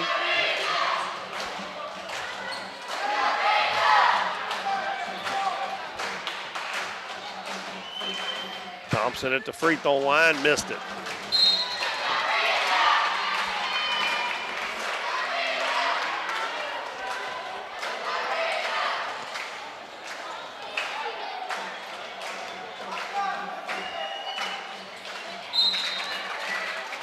Gets 1 of 2. What'd they do? Was there a lane violation on the first one? I don't know. I guess it must be. He's shooting again. He missed that one, so he got 1 out of 3 is what he hit. Plunk Going to be fouled by Stahl. Well, I wish you'd give that ball up to Elston the way he's been shooting the free throws. Nate Carter not letting many seconds tick off that clock.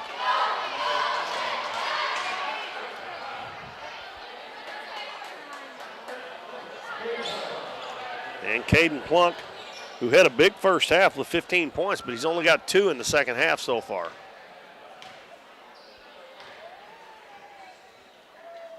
Free throw's good.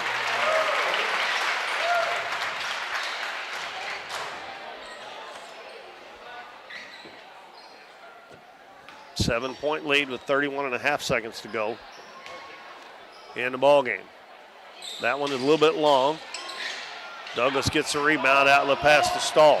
So stop, let the defense fly by. Three-pointer is no good.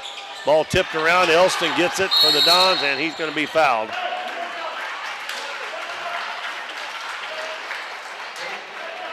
Now, Elston got a chance to get in double figures here, basically from the free throw line.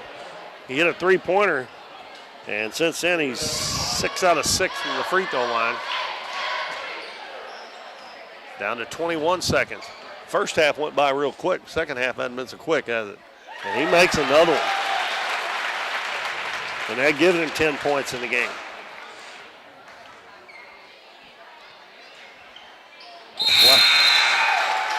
I want him to be fouled at the end of the game. Yeah, I would want him on the free throw line. Back to a 9-point lead. They just don't foul now. Let them shoot. If they make it, they make it. And that shot is no good by Stahl. Gets his own rebound and sticks it back in.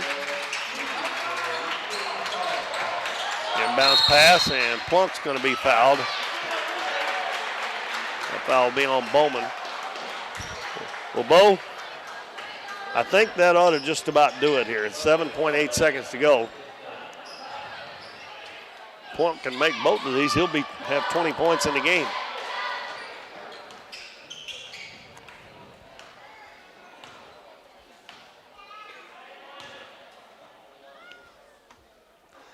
First one is good. 19 for Caden Plunk.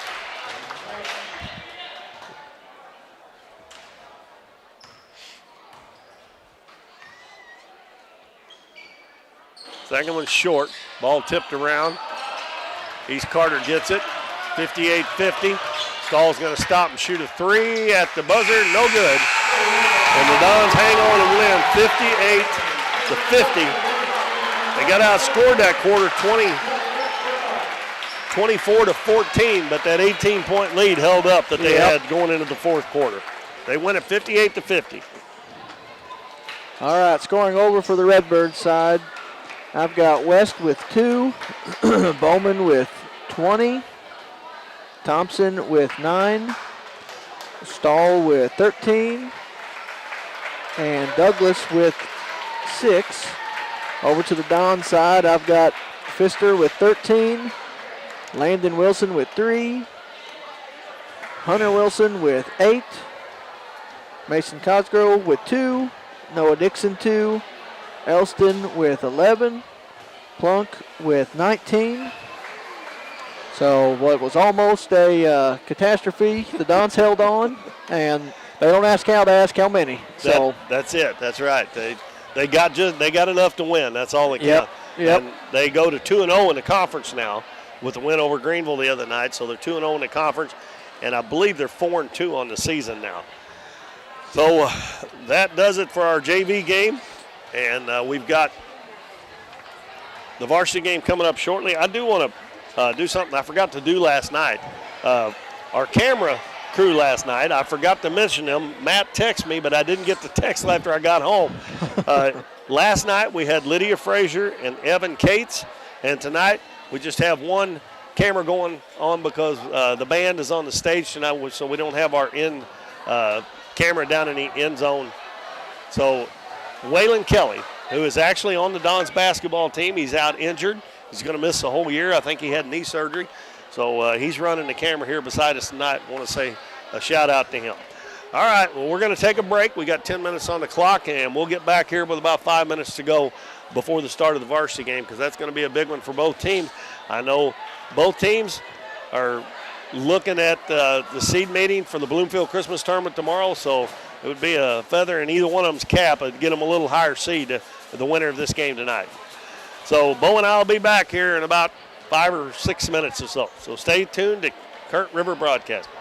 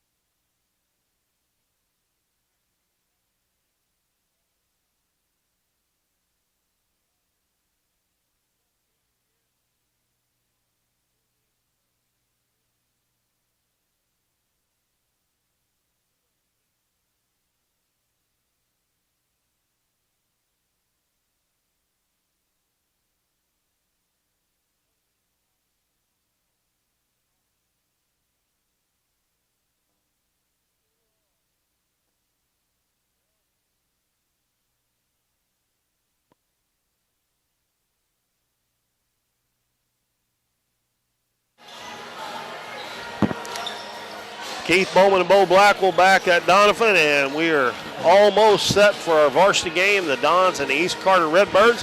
And Bo's got a few stats here, just a little bit, to go over the matchup history between these two teams. Yeah, so East Carter is Class 2, District 2. They are 4-1 coming into the night. The Dons are Class 4, District 1, coming in 2-2. Looks like the Dons are averaging scoring 55.8 points a game. East Carter's averaging 69 points a game.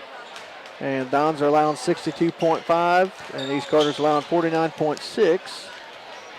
Going to the matchup history, looks like dating back to 2007, the Dons actually have the record of 23-7 and have won the last 3 in a row.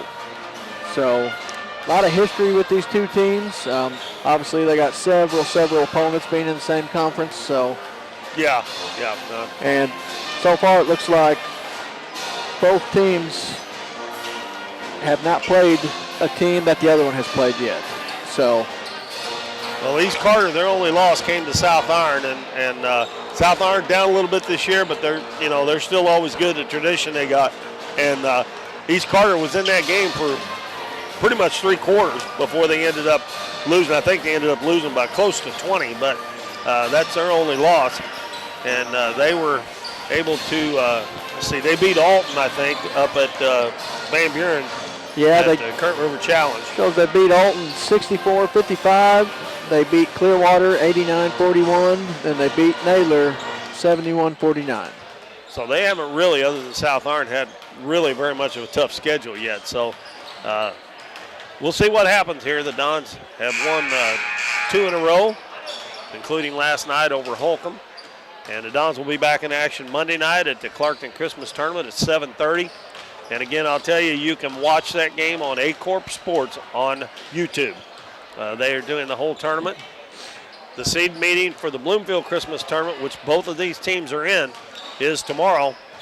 And this is a big game for that, other than just being a conference game as well. Besides it being a really big conference game, it's big for, 16 hours from now. Yeah, you said East Carter's beating Clearwater and Naylor, so they're 2-0 in the conference.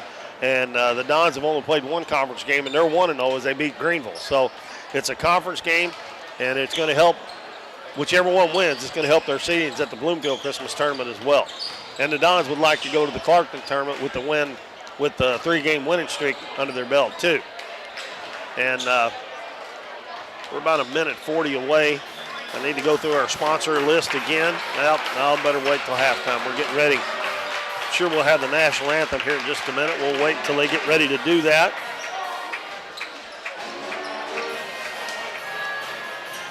East Carter with red uniforms, black numbers with black and white trim. And Doniphan will be in their home whites, black and gold trim and black numbers. And everybody is lining up for the national anthem. So we'll take a 90-second break, and we'll be back to get the starters for the varsity game between the Dons and the East Carter Redbirds after this 90-second break. Cosmo Pest Solutions is your hometown pest and termite control provider.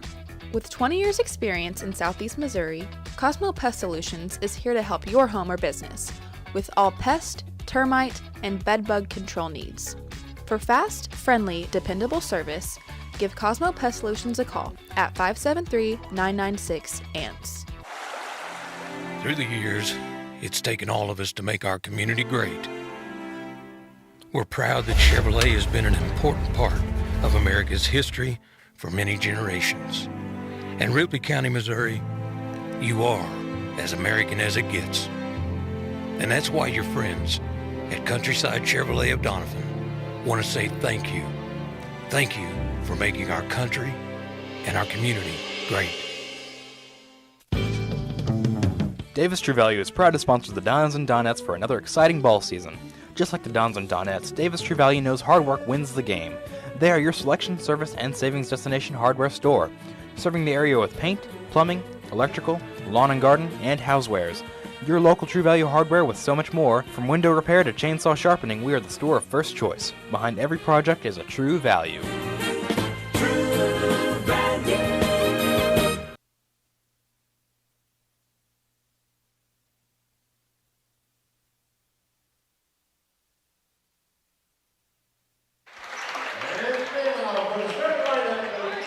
East Carter County Redbirds are coached by Benji Stahl, assisted by Alan Kirby.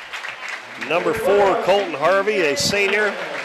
Number 12, Keaton Jamison, a sophomore. Number 14, Chase Kirby, a junior. Number 15, Kason Price, a senior. And number 24, Bryce Stahl, a senior. The starters for the East Carter County Redbirds. Now for the Dons, coached by Hunter Dilbeck. Corey Haygood, number 2, a senior. Number 21, Tyler Lowry, also a senior. Dons start 4 seniors and a junior. Blake Lewis, number 23, a senior. Hayden McAfee, number 25, a senior. And the lone junior in the starting lineup, Lansing Todd, number 35. Dons will be going right to left in the first half. And East Carter will go from left to right.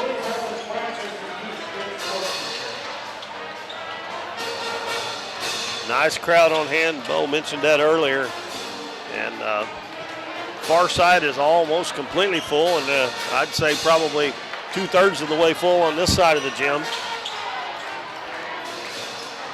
Corey Haygood will jump against Keaton Jamison.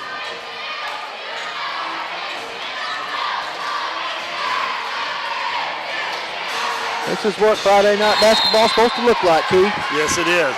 And Corey Haygood got the tip. The ball's going to go out of bounds. And it is going to go to the Dons as East Carter touched it last.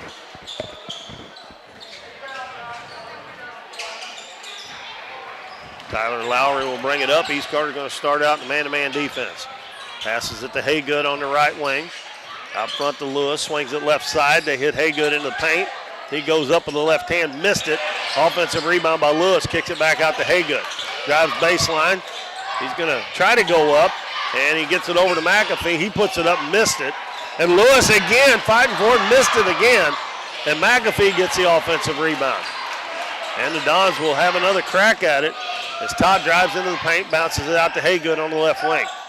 Haygood gets a screen, drives into the paint. Going to fall away jumper from about 4 feet, and it's good. Well, the Dons finally get one to go. They were about 1 out of 4 or 5 on that trip, but they take a 2-0 lead. Down low, Stahl catches in the paint. His jump hook up, no good. Corey Haygood with the rebound. Pass up the floor. McAfee, reverse layup is good. Tough shot there, and McAfee's going to get the steal. Gives it to Lowry. He thought about the 3. Now he's going to wait on his teammates. Lowry drives, gives it to in the corner for 3. Lansing Todd, and the Dons take a 7-0 lead. Last night they were down 12-0 before they ever scored. That's the type of start you want. Kirby drives into the paint, kicks it out. 3-pointer is up, and it's good. That was by Harvey. East Carter in the 2-2-1. They lob it up to Lewis. Throws it over in the other corner. Todd fakes the 3, drives in, and his pass is stolen by Kirby. Kirby takes it down the paint, goes in, and we're going to have an offensive foul on Chase Kirby. And Haygood is good at drawing those fouls, or charging fouls, and he did it again.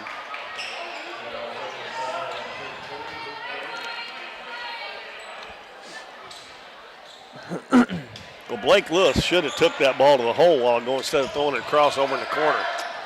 And he's going to do it this time, and he's going to miss the shot, and they got a foul. It's going to be on Harvey. And Blake Lewis will go to the free throw line.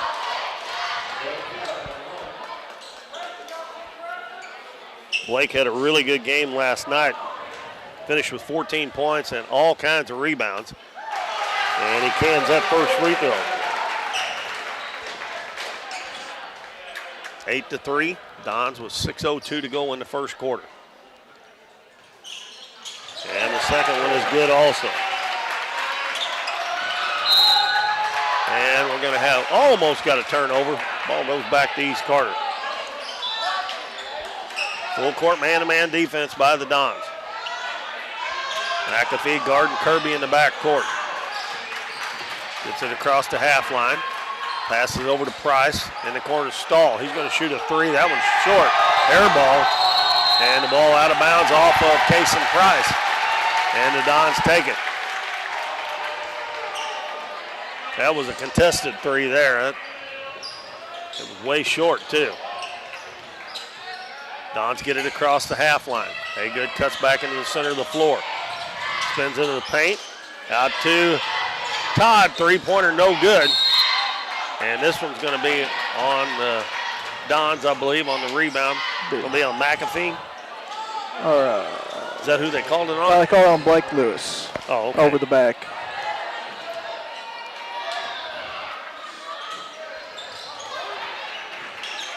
Nine to 3 Dons. 5.5 minutes to go first quarter. Redbirds with the basketball. Hands the ball to Harvey. Harvey picks up his dribble. Back to Kirby between the circles. Now left side to Price.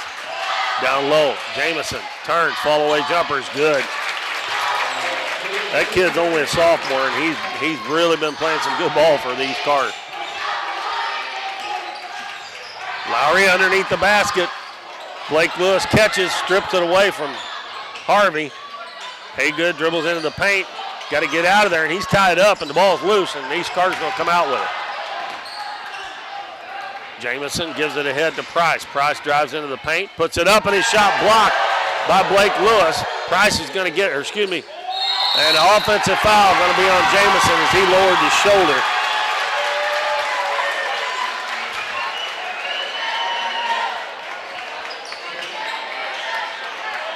That is 3 team fouls on East Carter already. 9 to 5, favor of the Dons.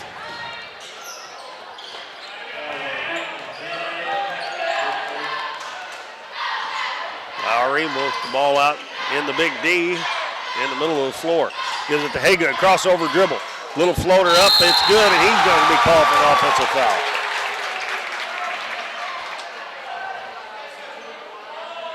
He just couldn't go straight up and come back down. Momentum was taking him forward towards the basket.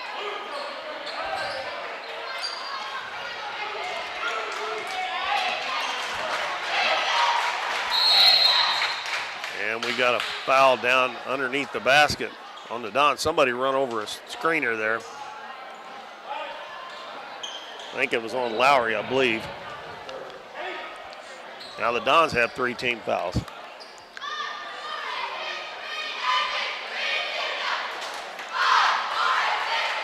Stall to inbound it.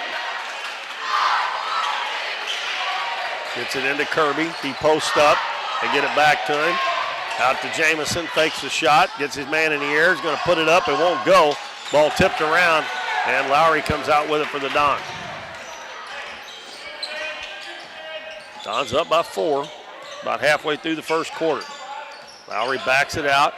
Passes it right side to McAfee. Back to Lowry. He hits McAfee on the right side. Lowry comes behind him, picks up the pass, dribbles into the paint, spins, shot hit the side of the backboard, and Lowry picks up his second foul. That is, you can't do that. Now he's going to have to check out of the game. Mason Cosgrove's coming in. I mean, that's a big foul. I mean, we barely played half the first quarter. Basically your point guard has already got 2 fouls. Price dribbles down, gives it to Kirby. Kirby drives into the paint. And another foul on the Dons. That one there looked like he just fell down on it. And they're going to be shooting free throws already. Still got 3:43 to go in the first quarter. It's going to be Kirby at the line.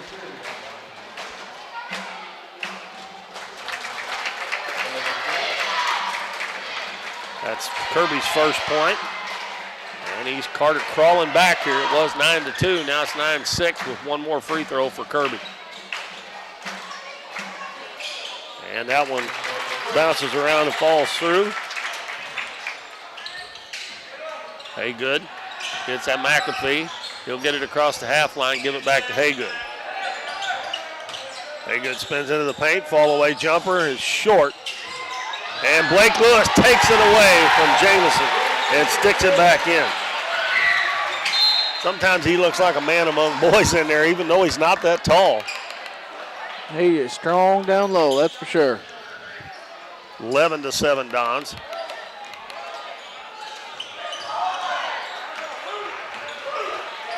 Pass up the floor to Price. Lobs it down low, Stahl. Cross court. Harvey's three is an air ball. Offensive rebound by Stahl underneath. Backs his way out, goes up and his shot blocked. And it'll stay with East Carter. Don's had three guys converge on him there, and somebody got their hand on it. I don't know who. And number 10, Cordell Duckett, a senior, comes in for Chase Kirby.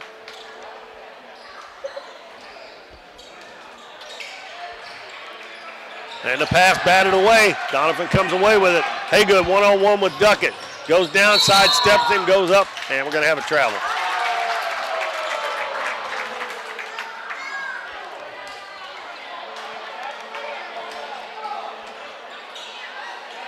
Sometimes try to go a little too fast there. I think he probably should have brought that back out.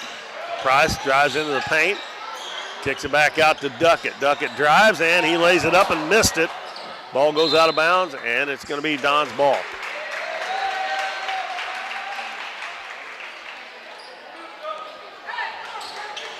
East Carter sets up a 2-2-1 zone press.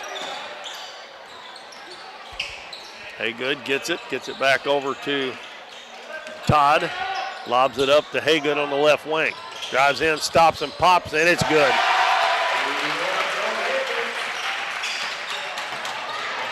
(13-7). Don's up by 6 with 2.5 minutes to go.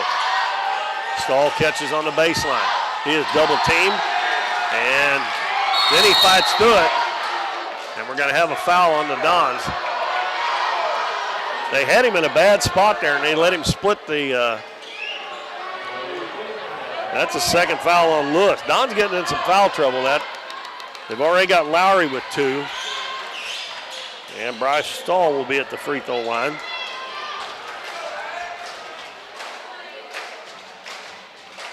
And he missed that one. Number 51, Lane Dean, coming in the game. I do not know why I didn't have him on my first drafts of my score sheet. Stahl makes the second one. That's his first point. Haygood. Back up to Todd, gets it across the half line. And Duckett comes from behind, knocks it away.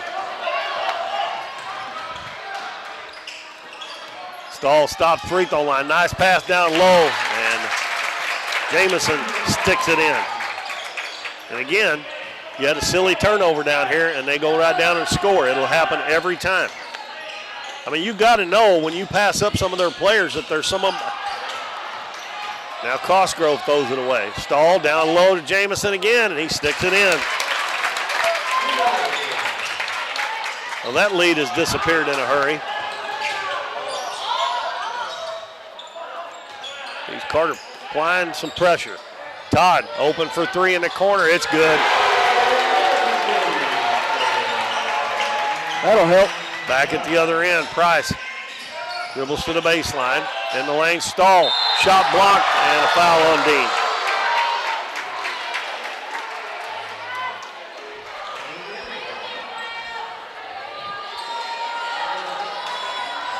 A minute 21 left in the first quarter.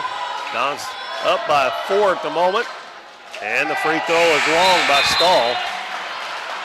And number 0, Xander Reynolds, a junior, is going to come in. He's coming in for Stahl. Gets the second one, so he'll come to the bench with 2 points. And it's 16-13. Don's up by 3 points. Ball comes inbounds to Todd. He hands it to Haygood. They're playing man-to-man press this time, so Haygood will bring it up against Harvey. Haygood drives, kicks it out. Todd's open again, and he hits another one. That's 3 here in the first quarter for Lansing Todd. Reynolds back to the other end. Head of the key. Harvey's going to shoot a 3. That one is short, I think. Oh, he hit the front of the rim and bounced in. That's his second 3.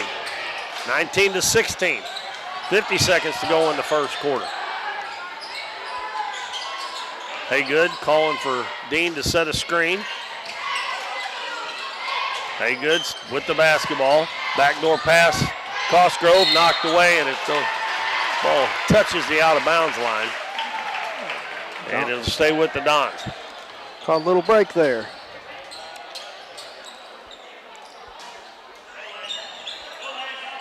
Somebody got to move. And the ball is, I don't know if that ball was batted out of bounds by Reynolds or if he just threw it off of his leg. McAfee.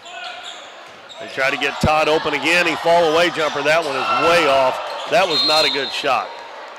I mean, there's such a thing as a heat check, and I guess that's what that was, but that was not a good shot.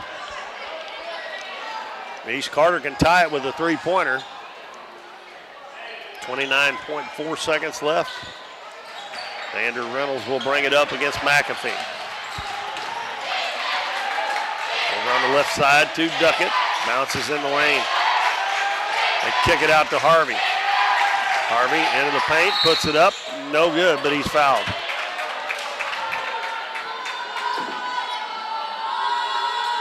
It's already like 7 or 8 fouls on the Dons here in the first quarter. Yep. That's entirely too many.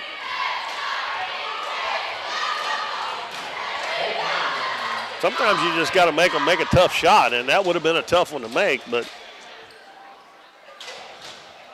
Harvey's first one's an air ball.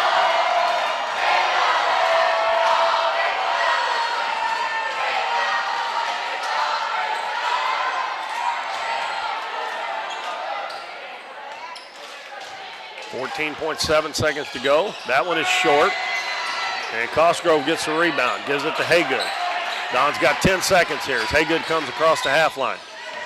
Drives into the paint, and the ball knocked, I think, off of his leg out of bounds. Oh, they're going to give it to the Don.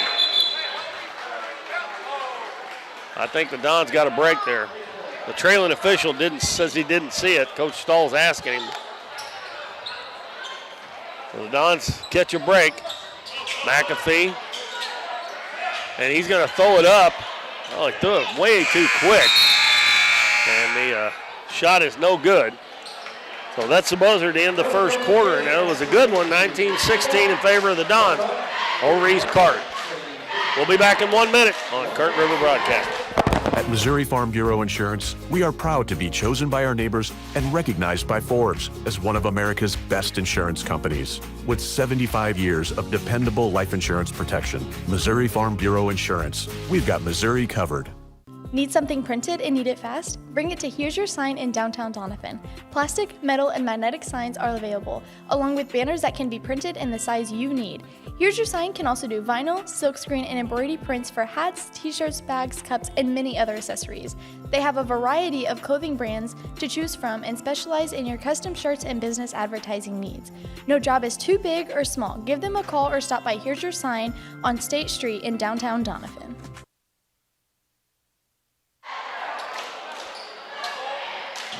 After one quarter, the Dons lead East Carter 19-16. East Carter comes out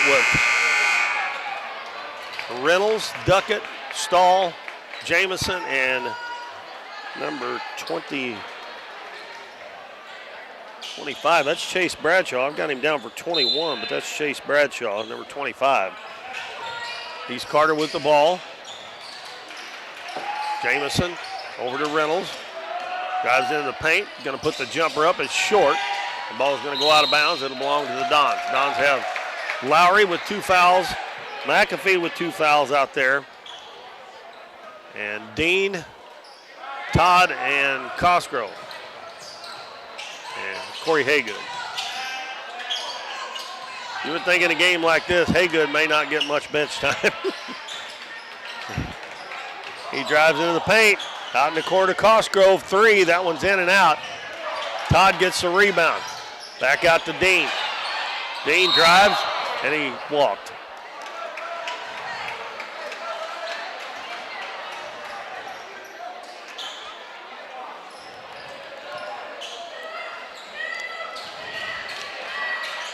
Just underway in the second quarter.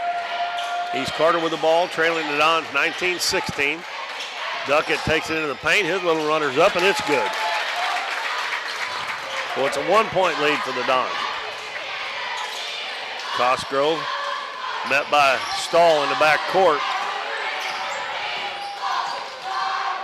Cosgrove drives down to the baseline, bounces it to Dean, hands it back to Haygood.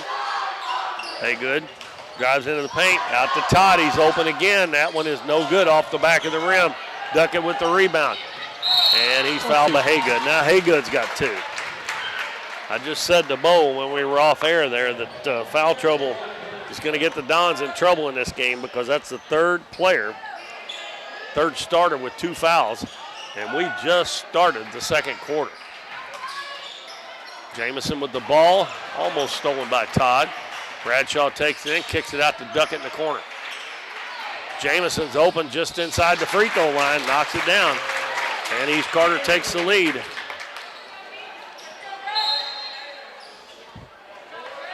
Don's even having a hard time getting the ball in bounds now. Now number 50, Cesar Diaz comes in for Jamison.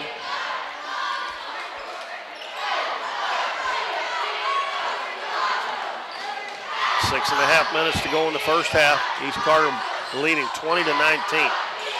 They scored the first 4 points here in the second quarter. Haygood guarded by Duckett, drives in, going to put it up. There's going to be a foul before the shot. Going to be on Duckett. His first. And that will be the first team foul on the Redbirds here in the second quarter. Lansing Todd.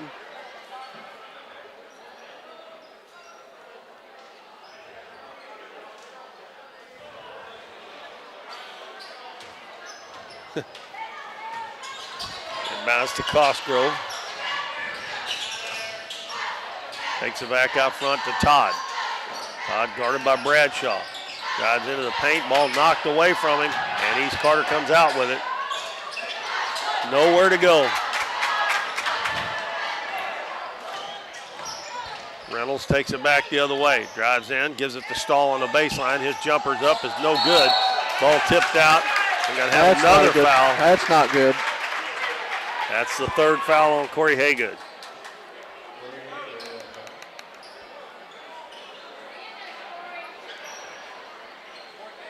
He's going to stay in the game for now anyway. Got to be smart.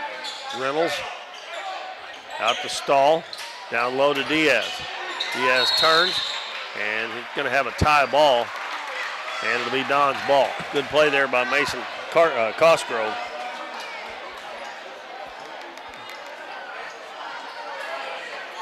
Lowry inbounds it to Cosgrove. There wasn't anybody guarding him.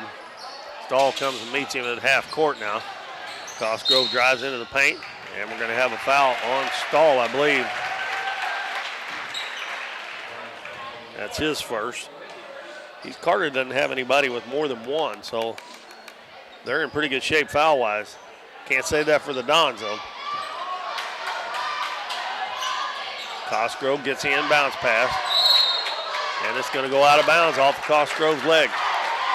The Dons can't get anything going now. They're just, it's kind of like the JV did in the third quarter tonight. The Dons have to get they've got to get a winning attitude. They've been a long time since they've had a really good team, and they've got a pretty good crew out there. Lob down low, Stahl turns to the baseline, puts it in. But when they get a lead, they can't seem to hang on to it.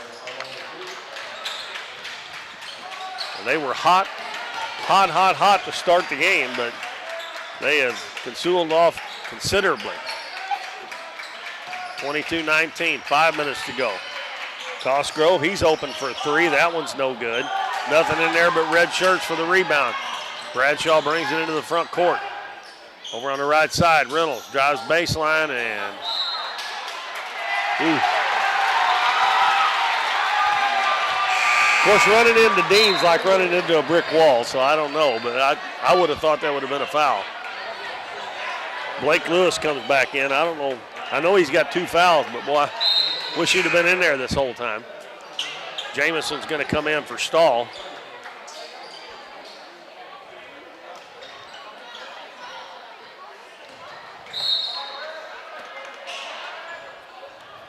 And you gotta stick your fingernails in that ball. Todd just had the ball and let him reach around behind him and knock it away. I know it's still Don's ball, but you can't allow that. You got to make them foul you when they do that.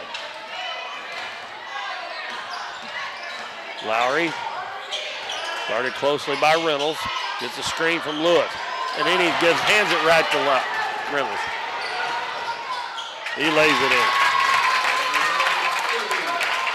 I mean, that's just like saying, here, it's yours. East Carter up by 5. They've scored 8 points this quarter. Doniphan has not scored, and we've played 3.5 minutes. Doing a lot of standing around now.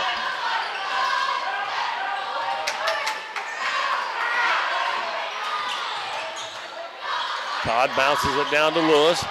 Goes over, shot is blocked by Jamison. Goes out of bounds.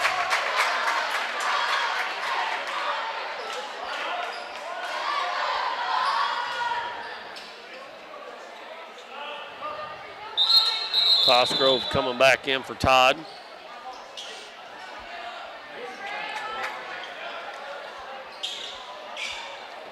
Lewis will throw it in the corner to Haygood. Haygood looking back inside to Lewis. He's not open, so he's going to dribble back out front.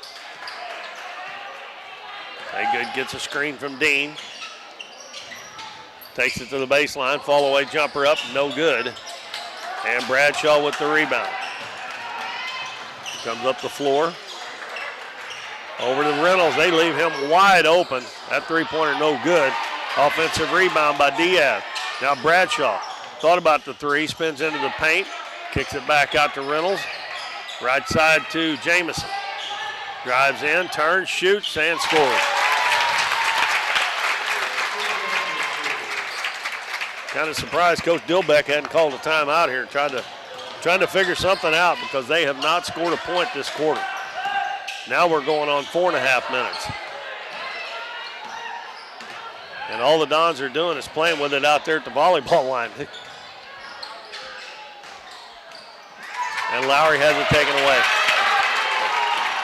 Pass up the floor. Jamison catches, kicks it back out to Bradshaw. In the corner to Duckett. Back out front, Reynolds, now back to Duckett. Bounces down low, throws it out of bounds. Harvey and Kirby come back in. Diaz and Duckett will check out. 3:07 to go in the second quarter. Dons still haven't scored a point. They were up 19-16. East Carter scored 10 this quarter. Caden Plunk in the game for the Dons. Got to figure out a way to get Corey Haygood some shots. Cosgrove with a nice move, puts it in. Don's first points of the second quarter. Yeah, it took him long three-pointer. That's no good.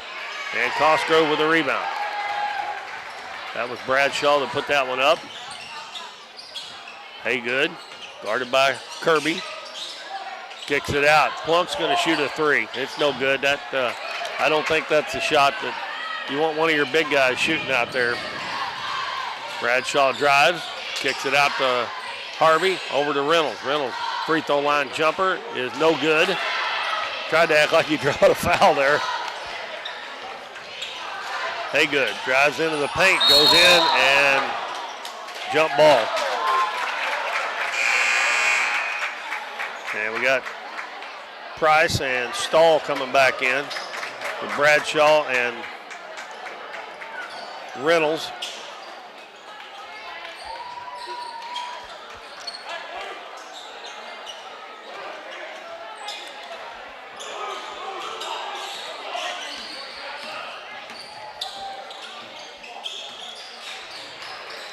Price with the basketball over to Kirby in the corner. Stahl takes one dribble, throws it out front. Harvey out in the corner to Price. His three-pointer's good.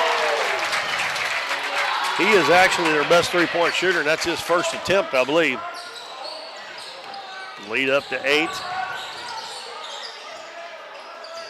Lowry gets a screen, goes baseline. Hands it to Plunk. He's going to shoot another three, and that's no good. Lewis with the rebound. Going to put it up. Good, and he's fouled. Well, they needed that in the worst way. Big time. 29-23. Got a chance to make it a 5-point deficit. Aiden McAfee coming back in. He's going to come in for Plunk.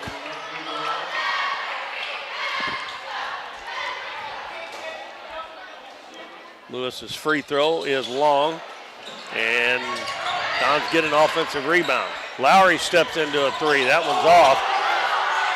Cosgrove tries to save it.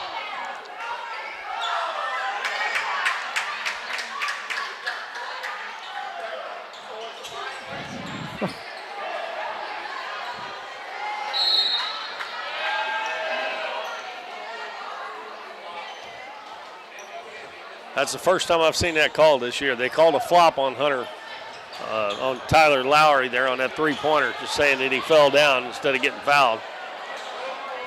Xander Reynolds just done the same thing down there on the other end. They didn't call nothing. Kirby gets the inbounds pass. Down low to Stahl. He's double teamed. Going to put it up anyway. Nice move, and he scores. So they get that 2 points right back, and it's 31-23. Lowry hands it to Cosgrove. Cosgrove drives, and he's going to be taken away by Price, but they're going to whistle him for a foul.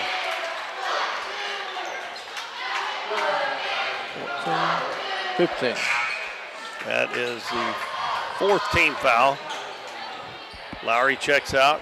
Lansing Todd back in.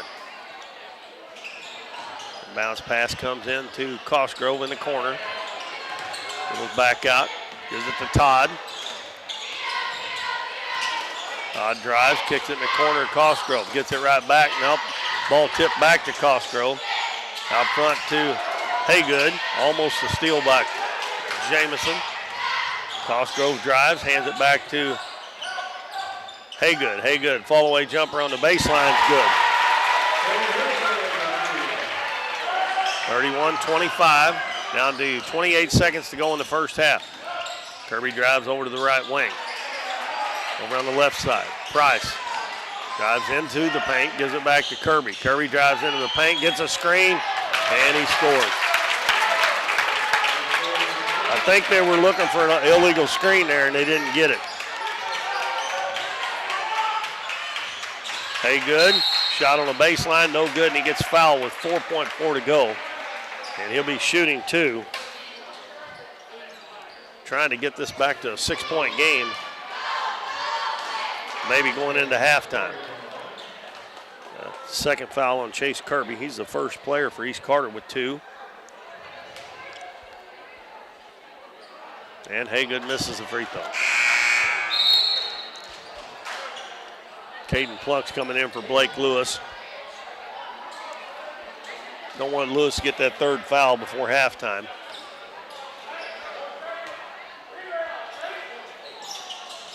That one rims out.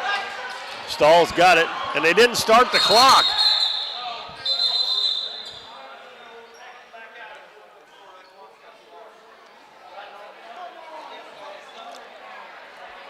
They probably should have run out. Now, if that had been remember last night they adjusted the clock. It should have been at least 2 seconds gone off of it when the ball was up here. It's like it's stuck again. Is that what they said? Yeah, it's been having some trouble this year, I think. Well, they can't let them score right here. They score right here. All the momentum's are in their favor anyway.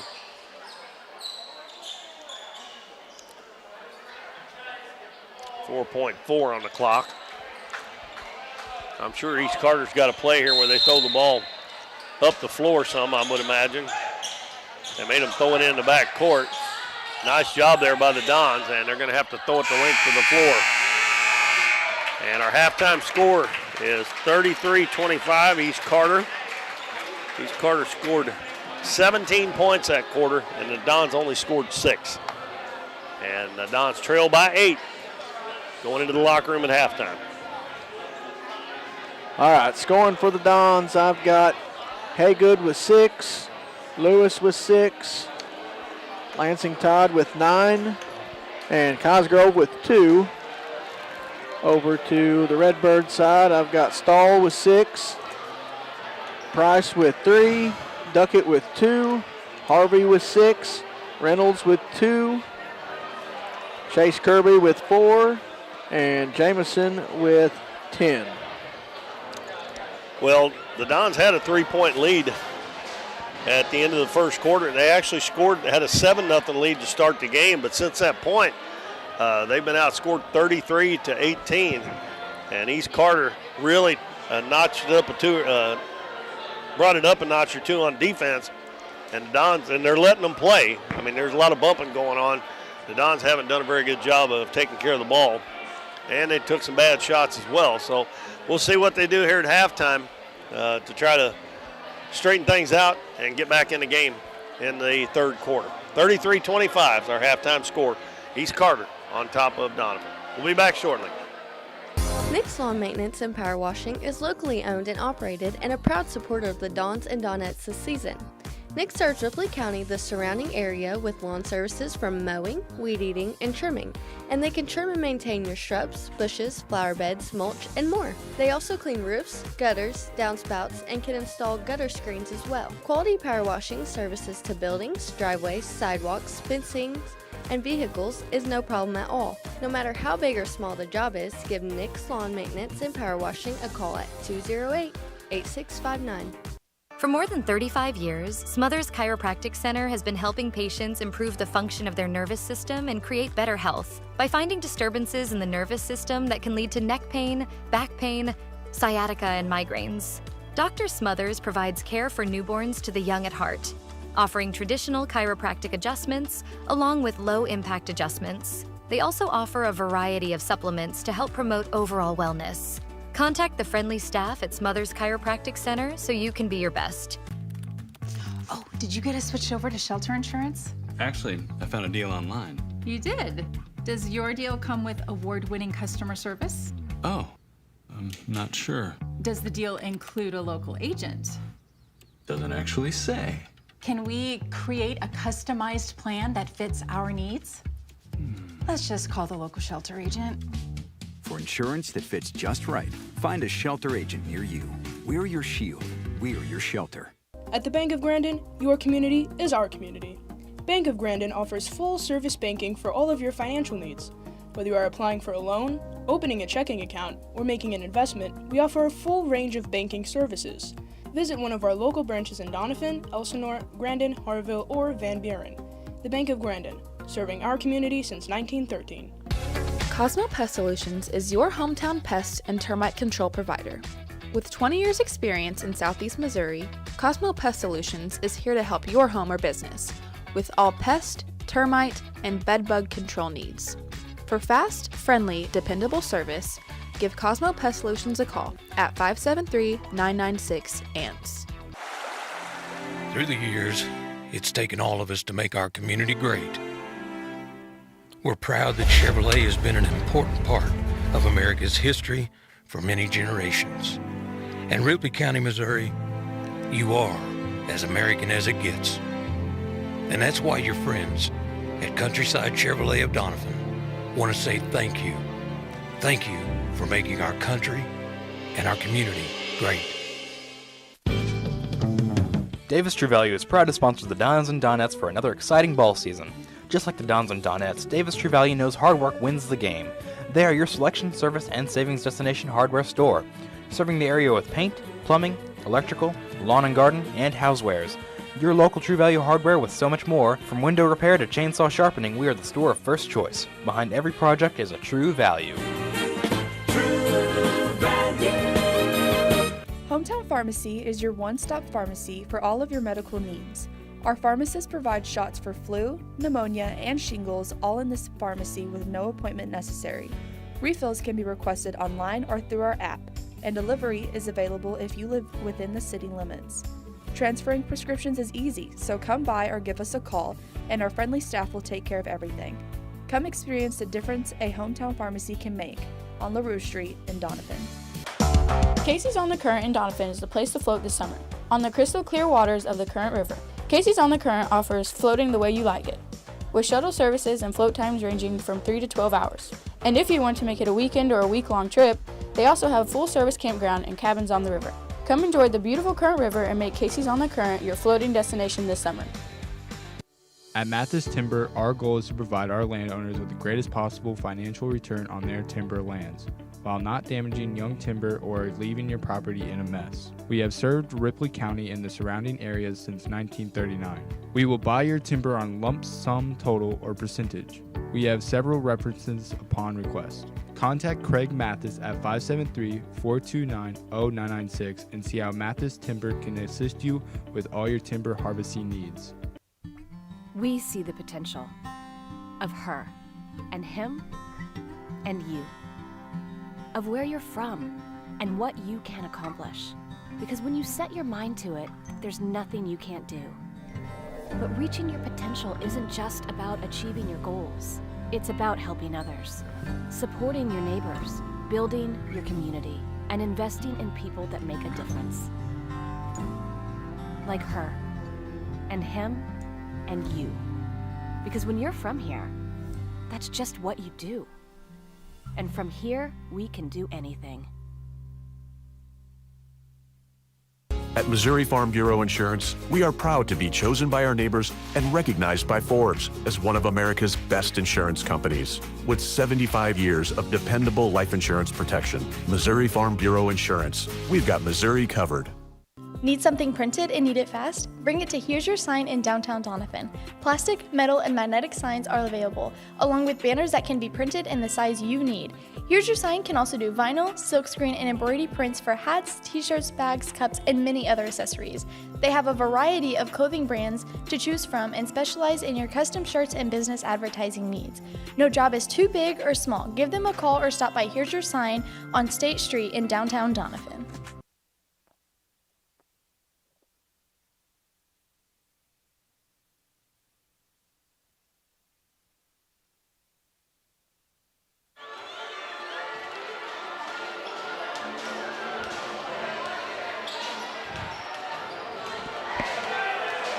It's halftime here at the Bill O'Reilly Gymnasium in Doniphan, and East Carter leads Doniphan 33-25.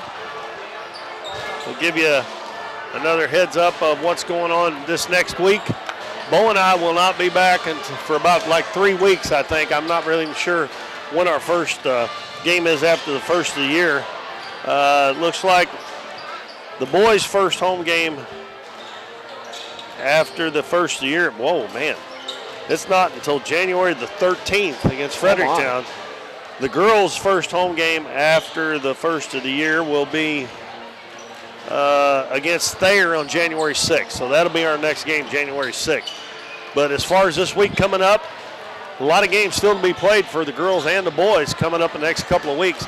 Dons will play Monday night at Clarkton in the Clarkton Christmas Tournament against Portageville. That game at 7:30. You'll be able to watch that on A-Corp Sports on YouTube. And the girls will be down at Naylor taking on the Lady Eagles. And Tuesday, the girls will be at Greenville taking on the Lady Bears. And again, Greenville does not have a huddle cam. You'll have to go to YouTube and type in Greenville Bears Athletics, and you should be able to watch the girls' game on Tuesday against Greenville. Now, I think Naylor has put in a huddle cam, so maybe you'll be able to watch that one on Monday. Then the girls play first round of the Twin Rivers Christmas Tournament Friday night, and that is against Holcomb. Is that right? Who they were playing in the first round at 4:30 on Friday. And depending on what the boys do, they'll play again Tuesday. Well, it'll probably be Thursday, won't it? And win or lose, they'll probably be playing on Thursday, I would imagine. So that's what's coming up. And then tomorrow they have the seeding for the Bloomfield Christmas Tournament. Both these teams are in the Bloomfield Christmas Tournament. And I said this earlier, whoever wins this game, it's going to help their seed just a little bit. And the loser probably is going to drop down a little bit farther. Right now, East Carter has a 33-25 lead. And we are getting ready to start the second half. Don's got off to a real hot start, had a 7-0 lead. But from that point on, they were outscored 33-18. And the Dons had a little bit of foul trouble. Corey Haygood playing with 3, Tyler Lowry and Blake Lewis with 2. And all three of those guys are on the floor with Aiden McAfee and Lansing Todd. It's going to be Don's ball. Be nice to have a good possession here to start this quarter. The Redbirds send out Kirby, Jamison, Price, Harvey, and Stahl.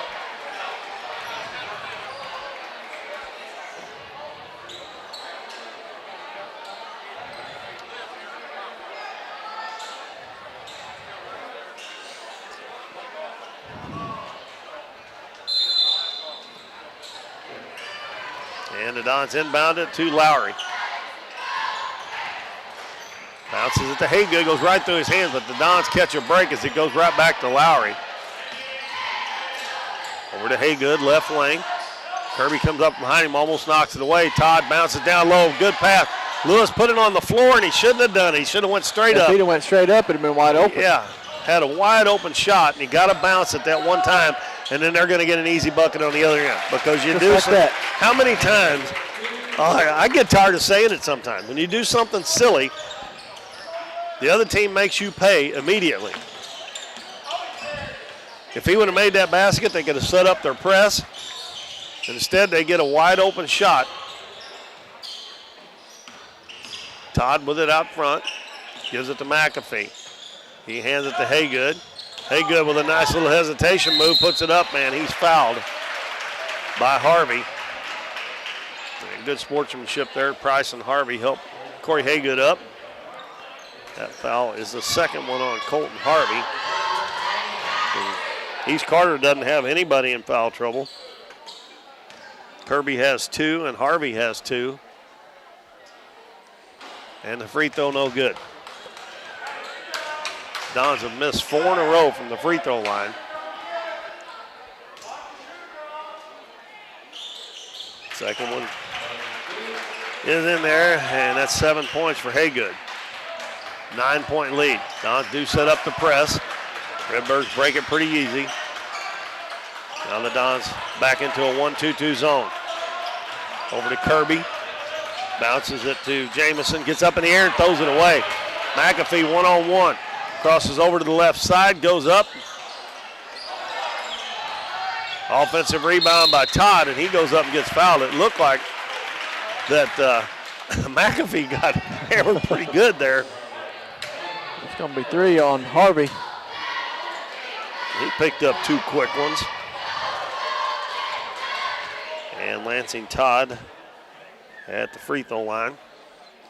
And he misses. He got a chance to get to double digits here if he makes this next one. Got 3 3-pointers. Xander Reynolds checks back in for Harvey.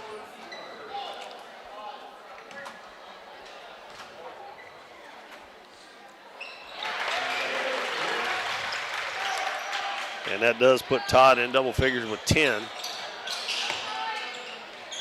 They need to be hitting 2 free throws instead of 1. 8-point lead. Jamison over on the right side, gets it right back. Ball on the floor, goes up, and we're going to have a travel on Jamison.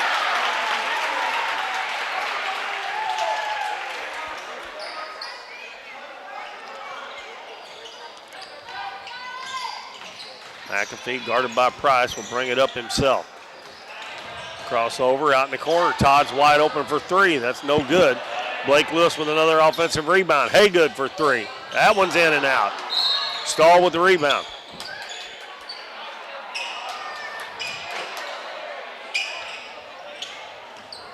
That was on Lansing Todd. Probably a good thing because they would have had a 2-on-1. Kirby gives the ball back to Jamison. Up the half line. Kirby drives down into the paint, elevates with a shot, and gets it to go.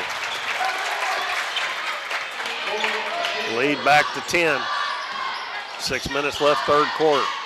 Todd drives, throws it away.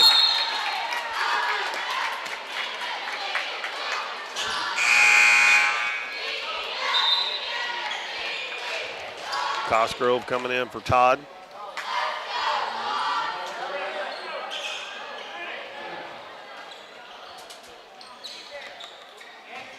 East Carter maintaining that 10-point lead. Jamison over to Reynolds. He'll get it across the half line. He's double teamed. Jamison went way up there to get that one. He throws a finger roll, no good. It's short, but Stahl gets it and puts it in with the left hand. I think he missed that one so bad the Dons couldn't get the rebound. Shot a finger roll from about 5 feet out, and it only went 3 feet. Lewis elevates for the shot, and he scores. And it's back to 10, 39-29 with 5:19 to go in the game. And we'll go over our sponsor list here while we got a timeout. Cosmo Pest Solution, Countryside Chevrolet, Davis True Value, Hometown Pharmacy, KC's on the Current, Mathis Timber, Southern Bank, Nick's Lawn Maintenance, Smothers Chiropractic, 1808 Public House, Farm Bureau Insurance. Here's your sign, Michael Pigg with Shelter Insurance and the Bank of Grandin. All sponsors of Dons and Donettes basketball, Dons football, sometimes softball and baseball. These folks are in for the long haul.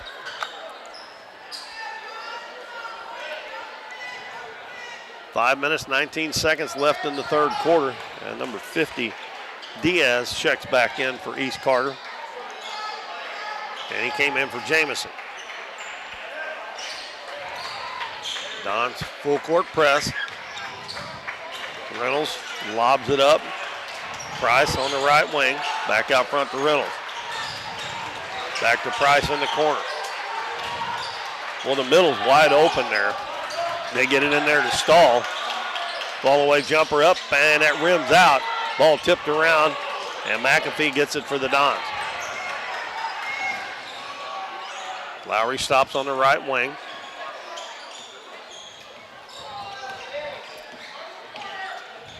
Hands it to McAfee. McAfee in the corner. Cosgrove dribbles back to the wing. Got to get some help now. And Haygood finally gets it out near the half-court line. Haygood drives, and he's fouled by Reynolds. That is Reynolds' first foul, third team foul here in the third quarter with 4:25 to go.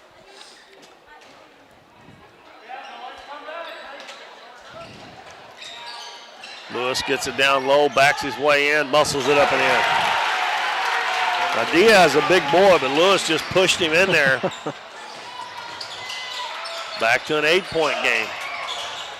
Stahl in the corner, gonna shoot it, it's short. And Cosgrove had the rebound, lost it, and then they're gonna get fouled and go to the free throw line.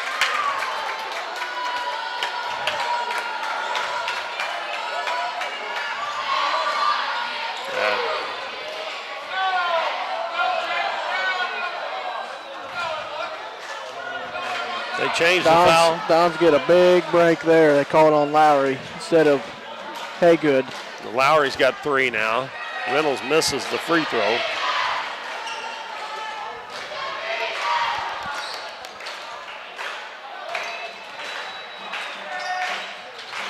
That one no good.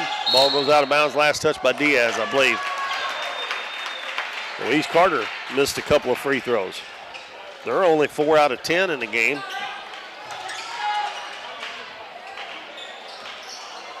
Halfway through the third quarter, and Stahl takes it away from Cosgrove. That's the senior on the sophomore, and they're going to call it on the floor, I believe, on Cosgrove.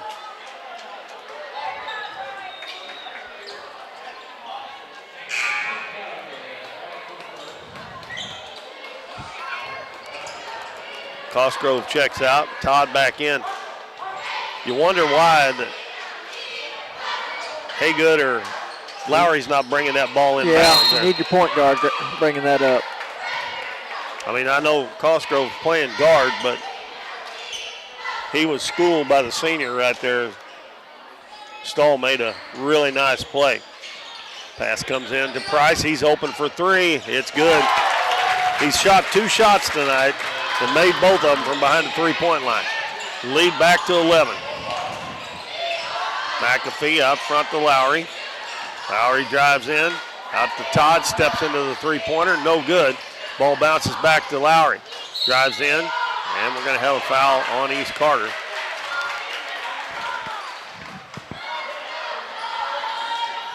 That's the third one on Kirby. So Harvey and Kirby have 3. And Duckett's going to check back in for Kirby.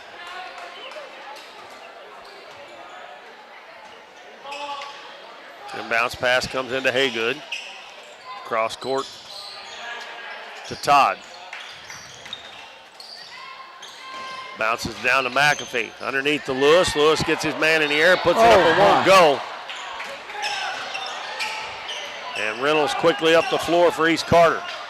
Takes it down, bounces on the baseline. Stahl puts it up, and we're going to have a foul.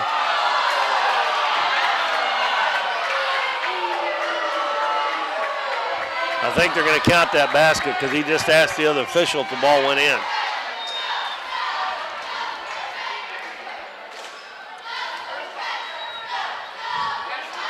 The basket does count for Stahl.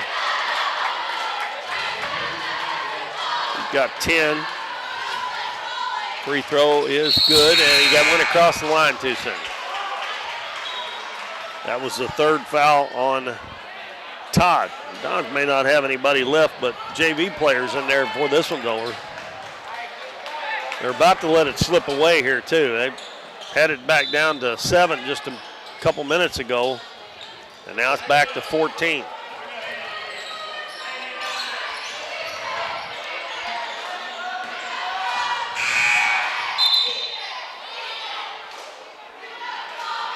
And an inadvertent buzzer. I think it froze again. Oh, they just blowed it because it froze again.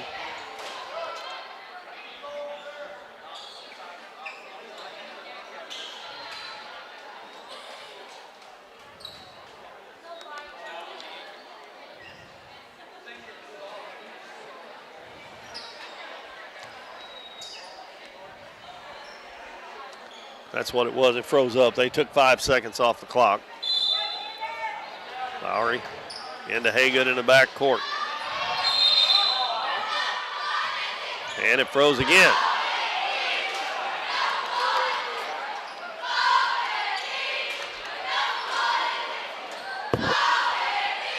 Well, if it's not on that end of the scorer's table when the national anthem's not playing, it's down here on this end. The scoreboard's not working right. They get it going and they take 1 second off, and we'll do it again. 3:09 to go in the third quarter. Pass to Haygood, and we got another foul on East Carter, and that's going to put the Dons in the bonus. That foul on Duckett. Don's got to make some free throws if they get the chance to get there. It's always good if you can score points when the clock is stopped.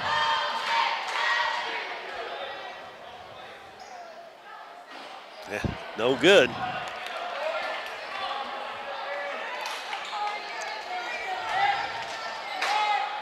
Our score 44-31, East Carter. 3 minutes and 7 seconds to go in the third quarter. I don't know, I've said this a lot here lately. That's the third time the Dons have shot 2 this half, and they've split the pair every time. Duckett over to Price, wide open 3. That one rims out, offensive rebound, and he lost it on the way up. Haygood saves it. Loose on the floor, picked up by Lansing Todd. Todd spins out of trouble. Todd dribbles over, hands it off to McAfee. McAfee back to Todd. Takes it into the paint, takes it down, and he travels.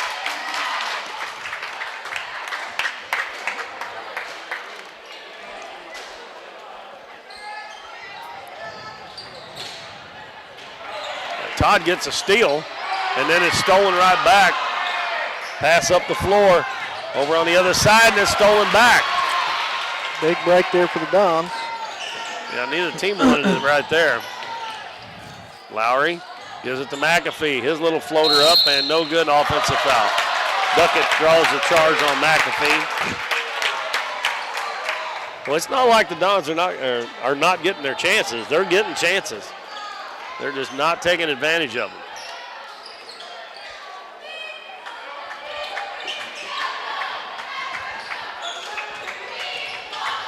Reynolds, free throw line to Jamison. Gets it out of there in the corner to Reynolds.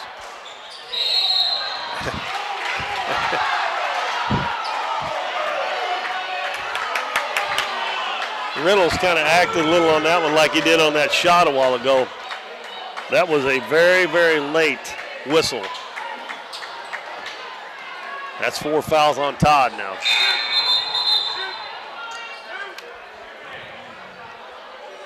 And they're in the bonus as well.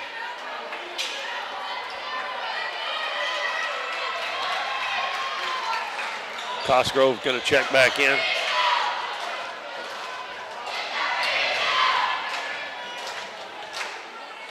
Andrew Reynolds with a couple of points, misses the free throw. Todd goes out, Cosgrove comes back in.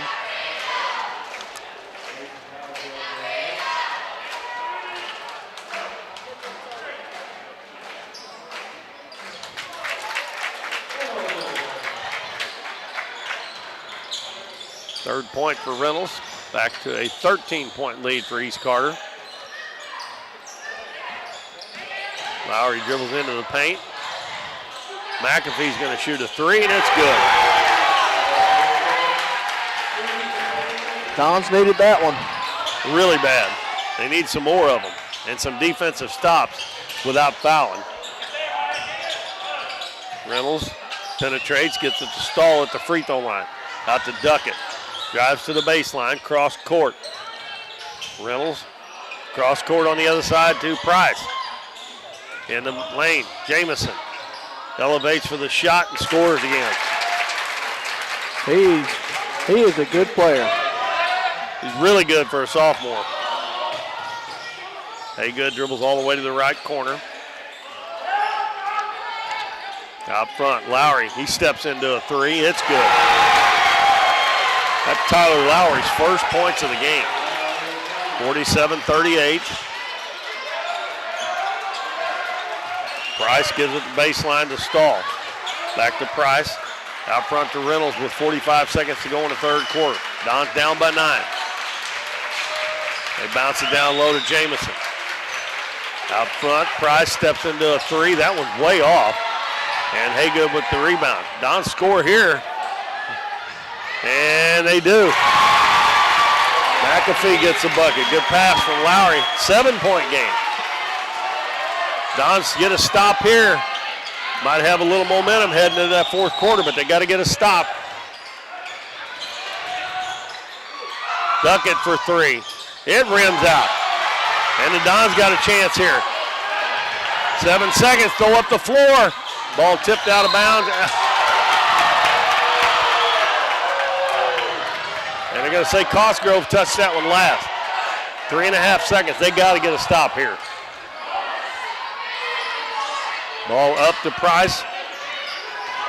And the ball knocked away. And that's the end of the quarter, but the Dons put on a little bit of a run there.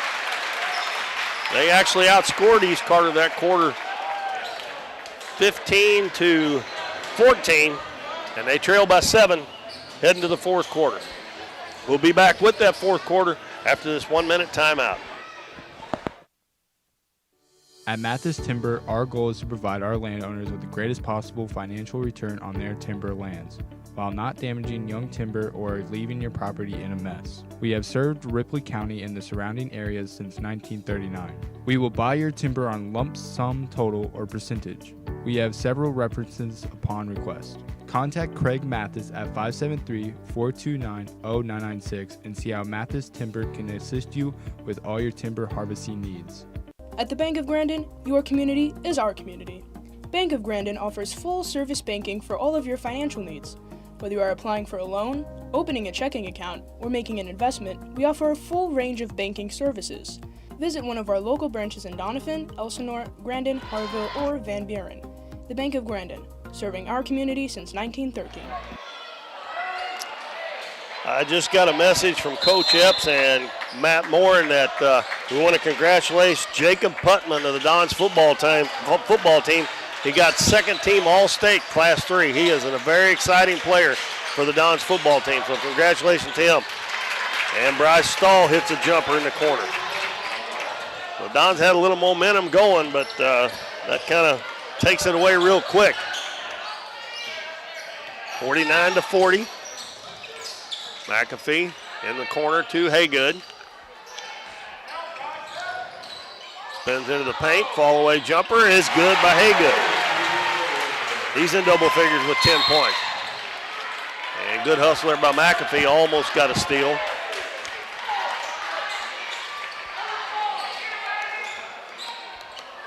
Back to a 7-point lead for East Carter. Duckett. They use Jamison, the big boy, back there to help get the ball up the floor. Bounce down low to Stahl. He leans in too hard. Ball tipped up, tipped around, and Harvey gets the rebound. Down low to Jamison. He turns, shoots, and scores.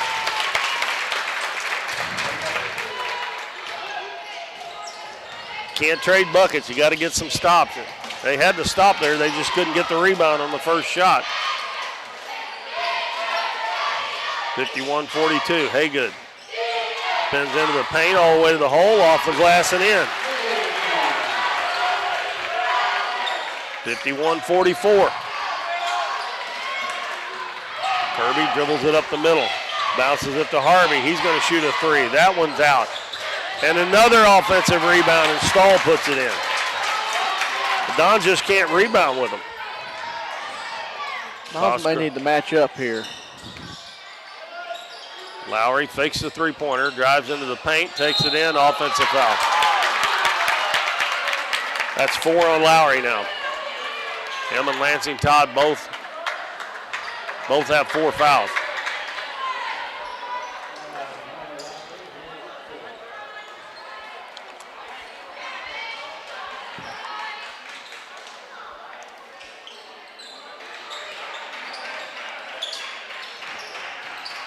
East Carter not having any trouble at all getting the ball up the floor. Reverse layup by Duckett's good. That's too easy there. You can't let one of the smallest guys on the floor take it in there like that and score when the rest of his teammates is back outside the free throw line. Haygood inside to Lewis. Lewis goes up, his shot blocked. Cosgrove for 3 in the corner, it's good. And it's 55-47. The Dons hanging around, but they got to get some stops. And when they make them miss a shot, they got to get the rebound. They're just getting killed on the boards. And we got a timeout. We'll take a 30-second break, and we'll be right back on Current River Broadcasting. Cosmo Pest Solutions is your hometown pest and termite control provider. With 20 years experience in Southeast Missouri, Cosmo Pest Solutions is here to help your home or business with all pest, termite, and bedbug control needs. For fast, friendly, dependable service, give Cosmo Pest Solutions a call at 573-996-ANTS.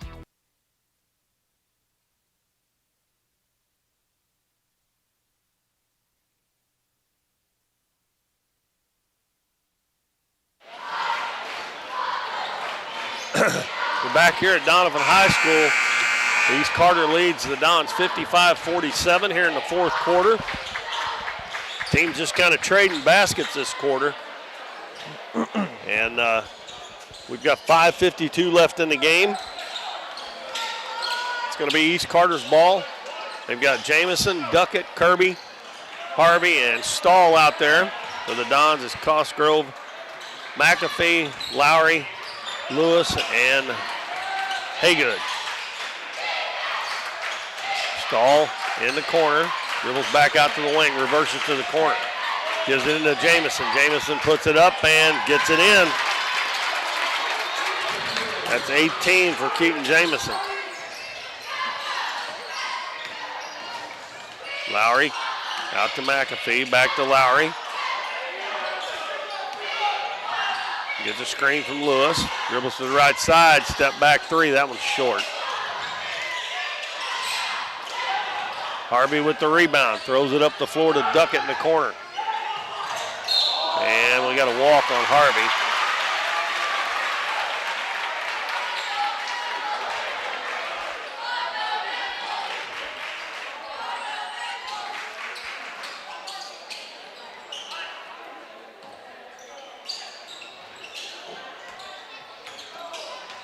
Cosgrove gets it across the half line. Goes over to the right side. Hands it to McAfee. McAfee to Cosgrove in the corner. Haygood comes around and gets the handoff. Back to Cosgrove. Cosgrove drives into the paint. Kicks it out in the corner. McAfee's three. It's no good. And Jamison with the rebound. Harvey taking down one-on-one, passes it across. It's caught there by Kirby. Kicks it out to Duckett. Free throw line to Jamison. Harvey drives baseline, goes in, puts it up and scores.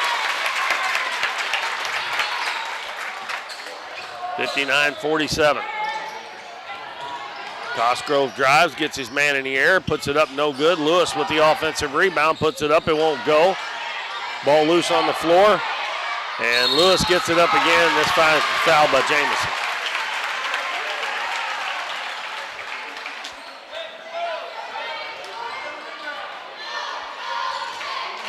Four minutes and 3 seconds left in the game. Both these teams will find out tomorrow what they get seeded in the Bloomfield Christmas Tournament. Stahl's going to get a rest as Price comes back in. Plunk comes in for Lowry for the Dons, as Lewis missed the first free throw.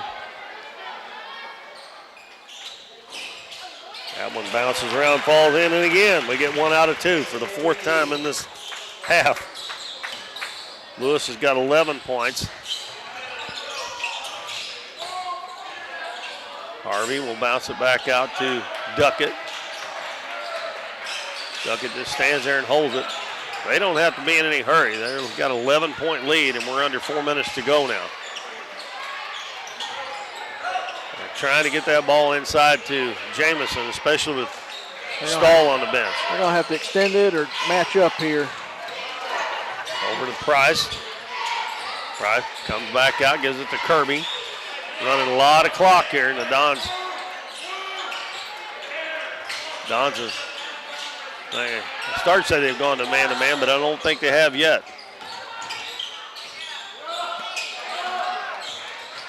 Price comes back out front, gives it to Harvey. He swings it over on the right side to Kirby. On the baseline to Duckett. They get it down low.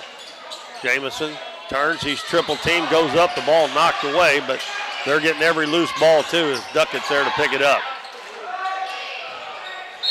We're under 3 minutes to go now.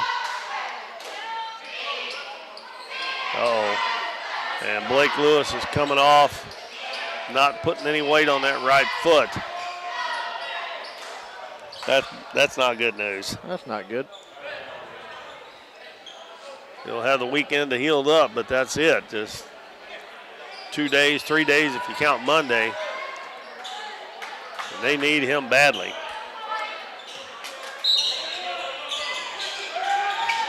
We're under 3 minutes to go now. Dons have only committed 1 foul. And there's the second one. That one's going to be on Todd, and he will be done for the night with 10 points. Caden Plunk's going to come in.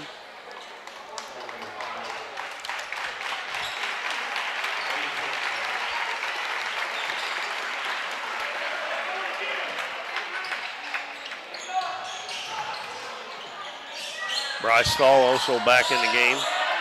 He came in for Jamison. Redbirds running some clock here. Harvey back to Stahl. Over to Kirby. Kirby bounces it down to Price. He almost lost it. Gives it back to Kirby. We're down to 2:20 to go in the game. And Corey Haygood. I think that's 4 on him, huh? Or is that 5? No, 4. 4. Third team foul. Got 1 more to give before they put him in the bonus. 59-48. East Carter leading. The bounce pass comes into Price, and he's fouled immediately by McAfee. Haygood's got 4, Lowry's got 4, McAfee's got 3, and Lansing Todd is already fouled out. Inbounds pass comes to Duckett. He drives in and circles back out, and they're intent on running clock now. Don's going to have to match up here. This one's going to be over. Well, they haven't shown that they can take the ball away against this little delay game they're running here, so they got a chance there, but Price gets out of it, drives across, gives it to Harvey, fakes the three-pointer. Back out front to Kirby. We're down to 1:45.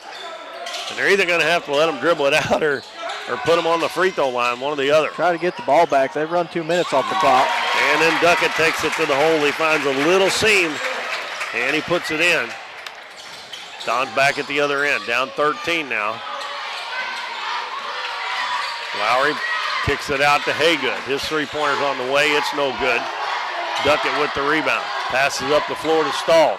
Stahl goes down, lays it up. No good, but he got fouled. That's going to be, I would say that'd be 5. And Corey Haygood's going to foul out with 12 points.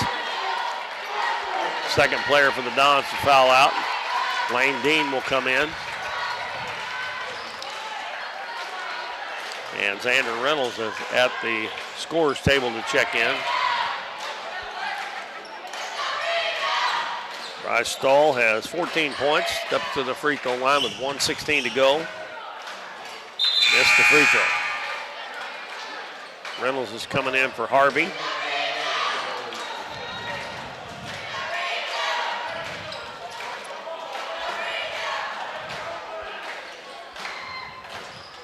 Second one is long. Ball tipped out, and we're going to have a foul on Duckett, but that's only their second team foul.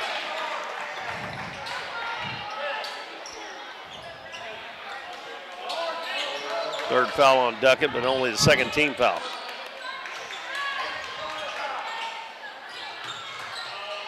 Redbirds going to make the Don take up a little bit of time, and they lose the ball. Cosgrove, good hustle, and Duckett, good hustle, and McAfee, good hustle. Now, folks, I never mind. I'm not going to say anything.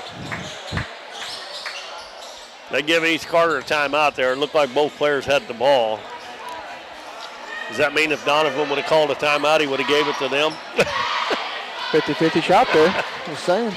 Goodness gracious. Now the Dons are in trouble here, down by 13. They've been outscored this quarter 14-8. And it looks like East Carter's going to get that leg up on that little better seed at Bloomfield. They're going to be 5-1 after this game, so, and the seeding tomorrow, so that'll help them get a pretty good seed over there. Of course, you know, Dexter's going to be up there, Barney's going to be up there, Puxico's going to be up there. I would say those are probably going to be the top 3 seeds over there. And almost a tie-up, and then finally a foul called on McAfee. Well, he did a good job there, keeping that ball away. Yes, he did. I think it's a bonus now.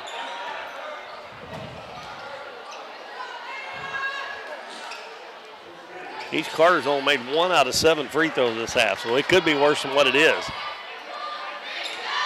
Kirby's got 6 points.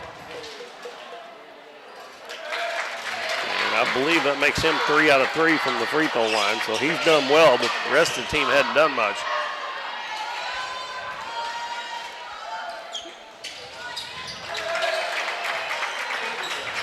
His dad was an excellent free throw shooter, too, on the 97 state championship team. Lowry hits the side of the backboard. Duckett gets the rebound. You might as well not foul now.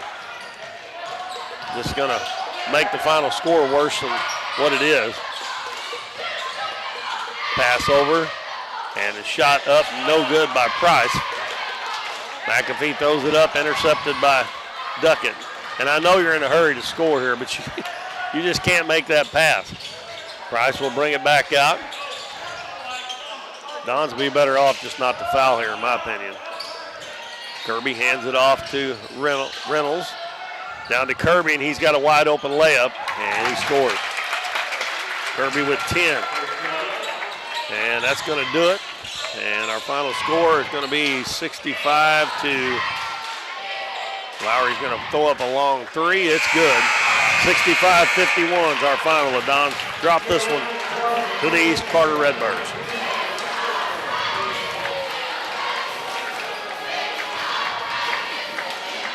All right, scoring over for the Dons. I've got Haygood with 12, Lowry with 6, Lewis with 11, McAfee with 7, Todd with 10, and Cosgrove with 5.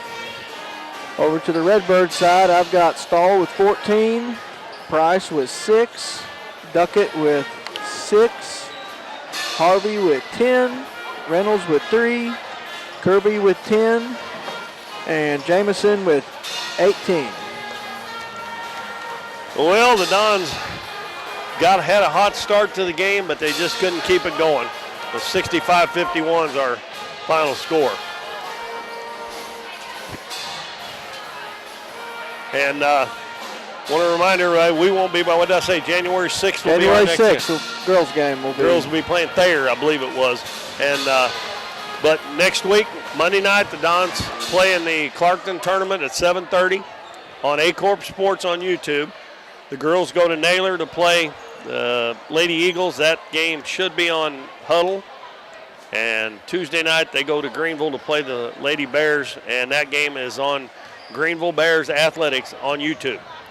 We'll try to keep you informed on all those games that you can watch sitting at home if you don't get to go to the games. And then they start play Friday night in the Twin Rivers Lady Royals Christmas Classic. So that's going to wrap it up. We've had 17 games, I believe, in the last 2 weeks. Quite a way to start off the season, but now we get about a 3-week break, and then we'll go back at it hot and heavy after the first of the year.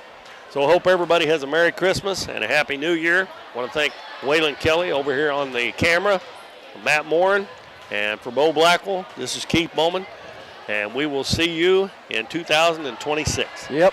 Good night, everybody.